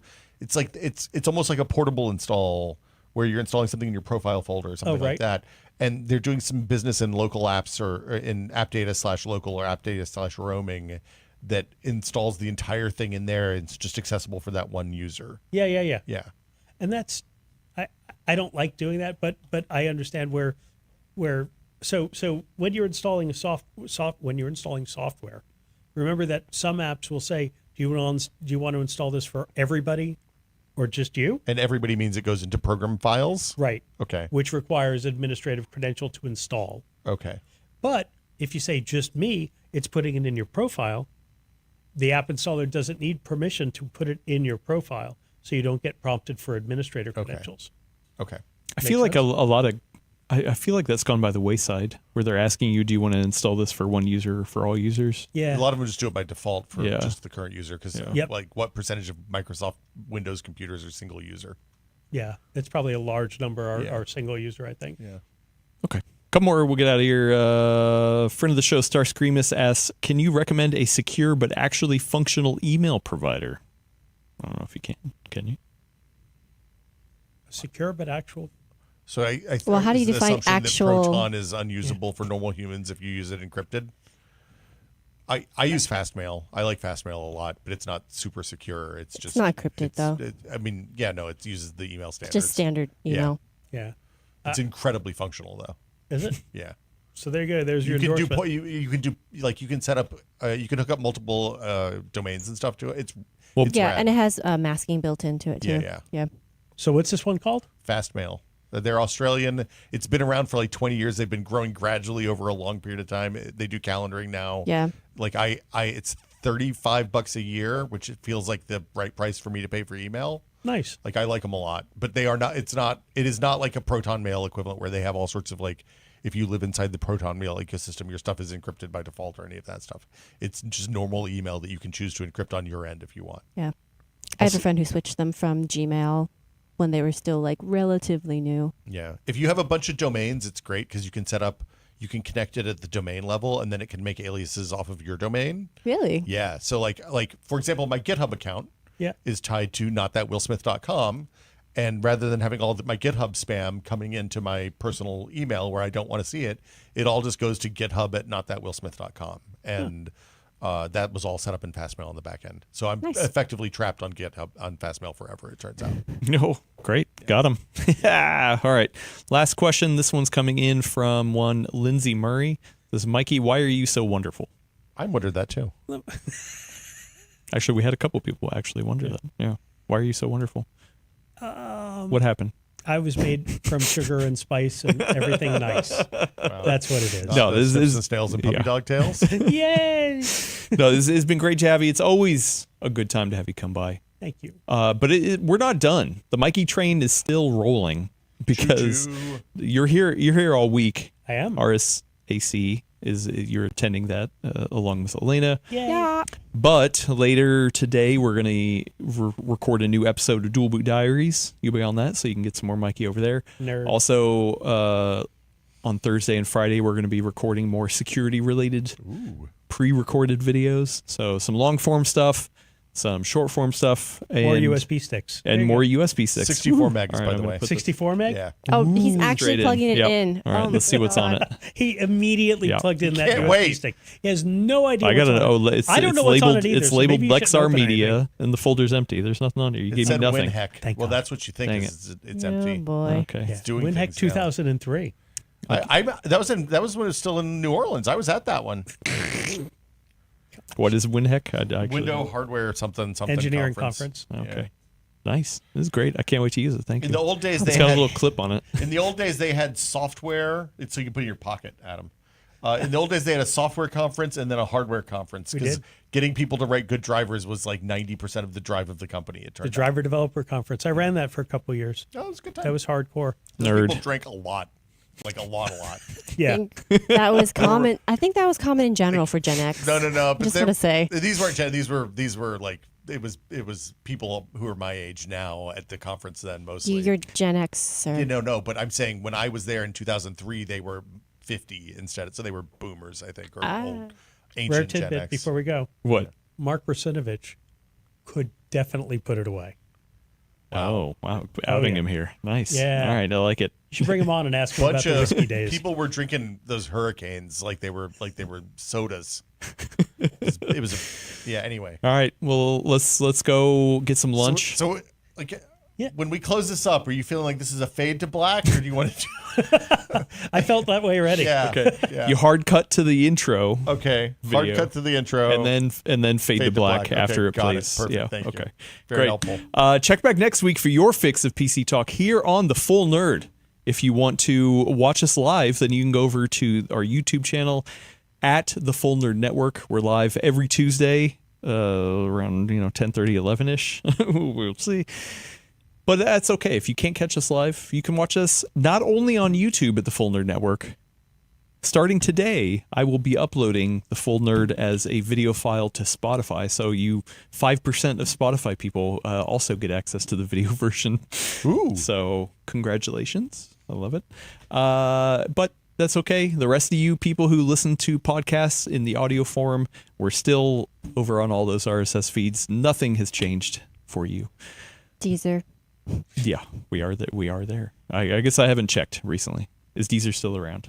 These are still Okay. happening. Yeah, Okay, I checked a couple weeks ago. Sweet. Love it. It's Will's pet And project. we're there.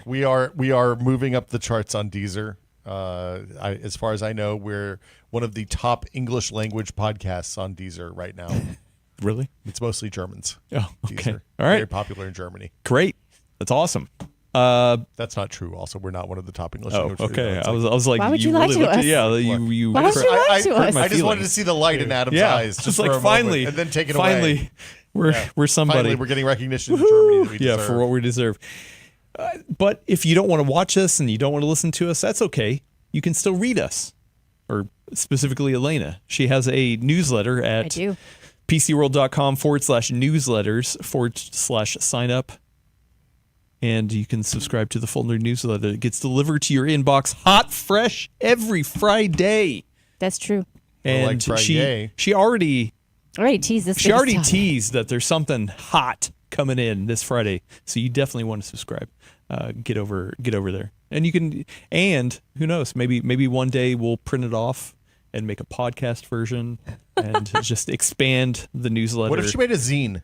Yeah, we the printed We it newsletter. off. talked about that too. Yeah, we print it off. Is it zine or zine? It's zine. Zine. Okay. Would you Children. want to pick up that zine? Only if it's filled with GIFs. Okay, great. Yes. What if it has? What if it comes with a free USB key? Think about it. Oh, dude, yeah. Bundle a key. I mean, with come a on, zine. listen. You print people. You used to literally I put love print. discs in the We magazine. did. We yeah. did. How People safe love was that. that? Super That was safe. not safe. Yeah. No, we had But a I whole won team. 1,000 free hours. Sir, we had a team of experts who filtered all the stuff. We only sent viruses out like 2 or 3 times over the 15 years we did it. Did you really? No, never. I was like, wow, you revealed something here live. Never. Also, yes, tomorrow we will be streaming the DLSS 5 footage Things that about I to get recorded heated. next week. If you want to see the briefing that I took, then head over to PCWorld's YouTube channel. We will be streaming live over there. I will make the link after we eat. So subscribe, get into the live chat. Just tell us how wrong we are, either one of us or Wow. both of us. It doesn't Nice. matter. I expect a lot of positive reinforcement. But hey, listen, Elena, thank you for hanging out. You're going Thank to you for having me. cover some great RSAC content. Are you going to write about it on PCWorld.com? I will be. Awesome. Mikey, Hi. thank you for stopping by. My pleasure. Being the first stop on the RSAC train. I appreciate it. And where else can people find your good work? RSAC? I don't know. Dude, Is there anything, people anything follow you you wanna plug? on Twitter? Blue Sky? Yeah, your Mastodon. no. Watch me on Mixer. I Oh, there live stream you go. on Mixer. Hey, Mikey, I got bad news, buddy. I knew this would happen. Oh, you're not here to peddle some wares? You're No, not no going to sell peddles. anything? Wares. My call to action is always the same. Educate people about information security. I just went to a session yesterday on scammers that target elders, senior folks, and they lose massive amounts of money. They're massively exposed. So take a few minutes and educate somebody that doesn't know about security, about scams. Make them a little more cautious. That's all you could do for me. I mean that's wonderful. I look at the kind of text spams I get, and I'm really looking forward to clicking on them in like 20 years. You will, sadly. Yeah, Yeah. Part-time Statistically, jobs. you will. Yeah, Yeah. it's bad. All right, and then thank you, Will Smith, for hanging out and hitting the buttons. All the That's what I'm here buttons. for. I'm the Yeah. button presser. Yeah, why don't you Yeah. take us out of here? Give me a hard cut to the video. Hard cut to the video and then Okay. fade to black. Yeah, but don't you got forget it. to mute us. I'm probably going to do that. Okay, Yeah. great. Okay. Bye, everybody. Thanks, everybody. Bye. Are we muted? No, absolutely not. Okay. Just checking. That would be to mute it, too. I mean, I could press the button right now to mute it, but I'm not going to. Not a good idea. All right. Yeah, no. Now we're fading to black. Bye. Hey, that worked. Okay, now.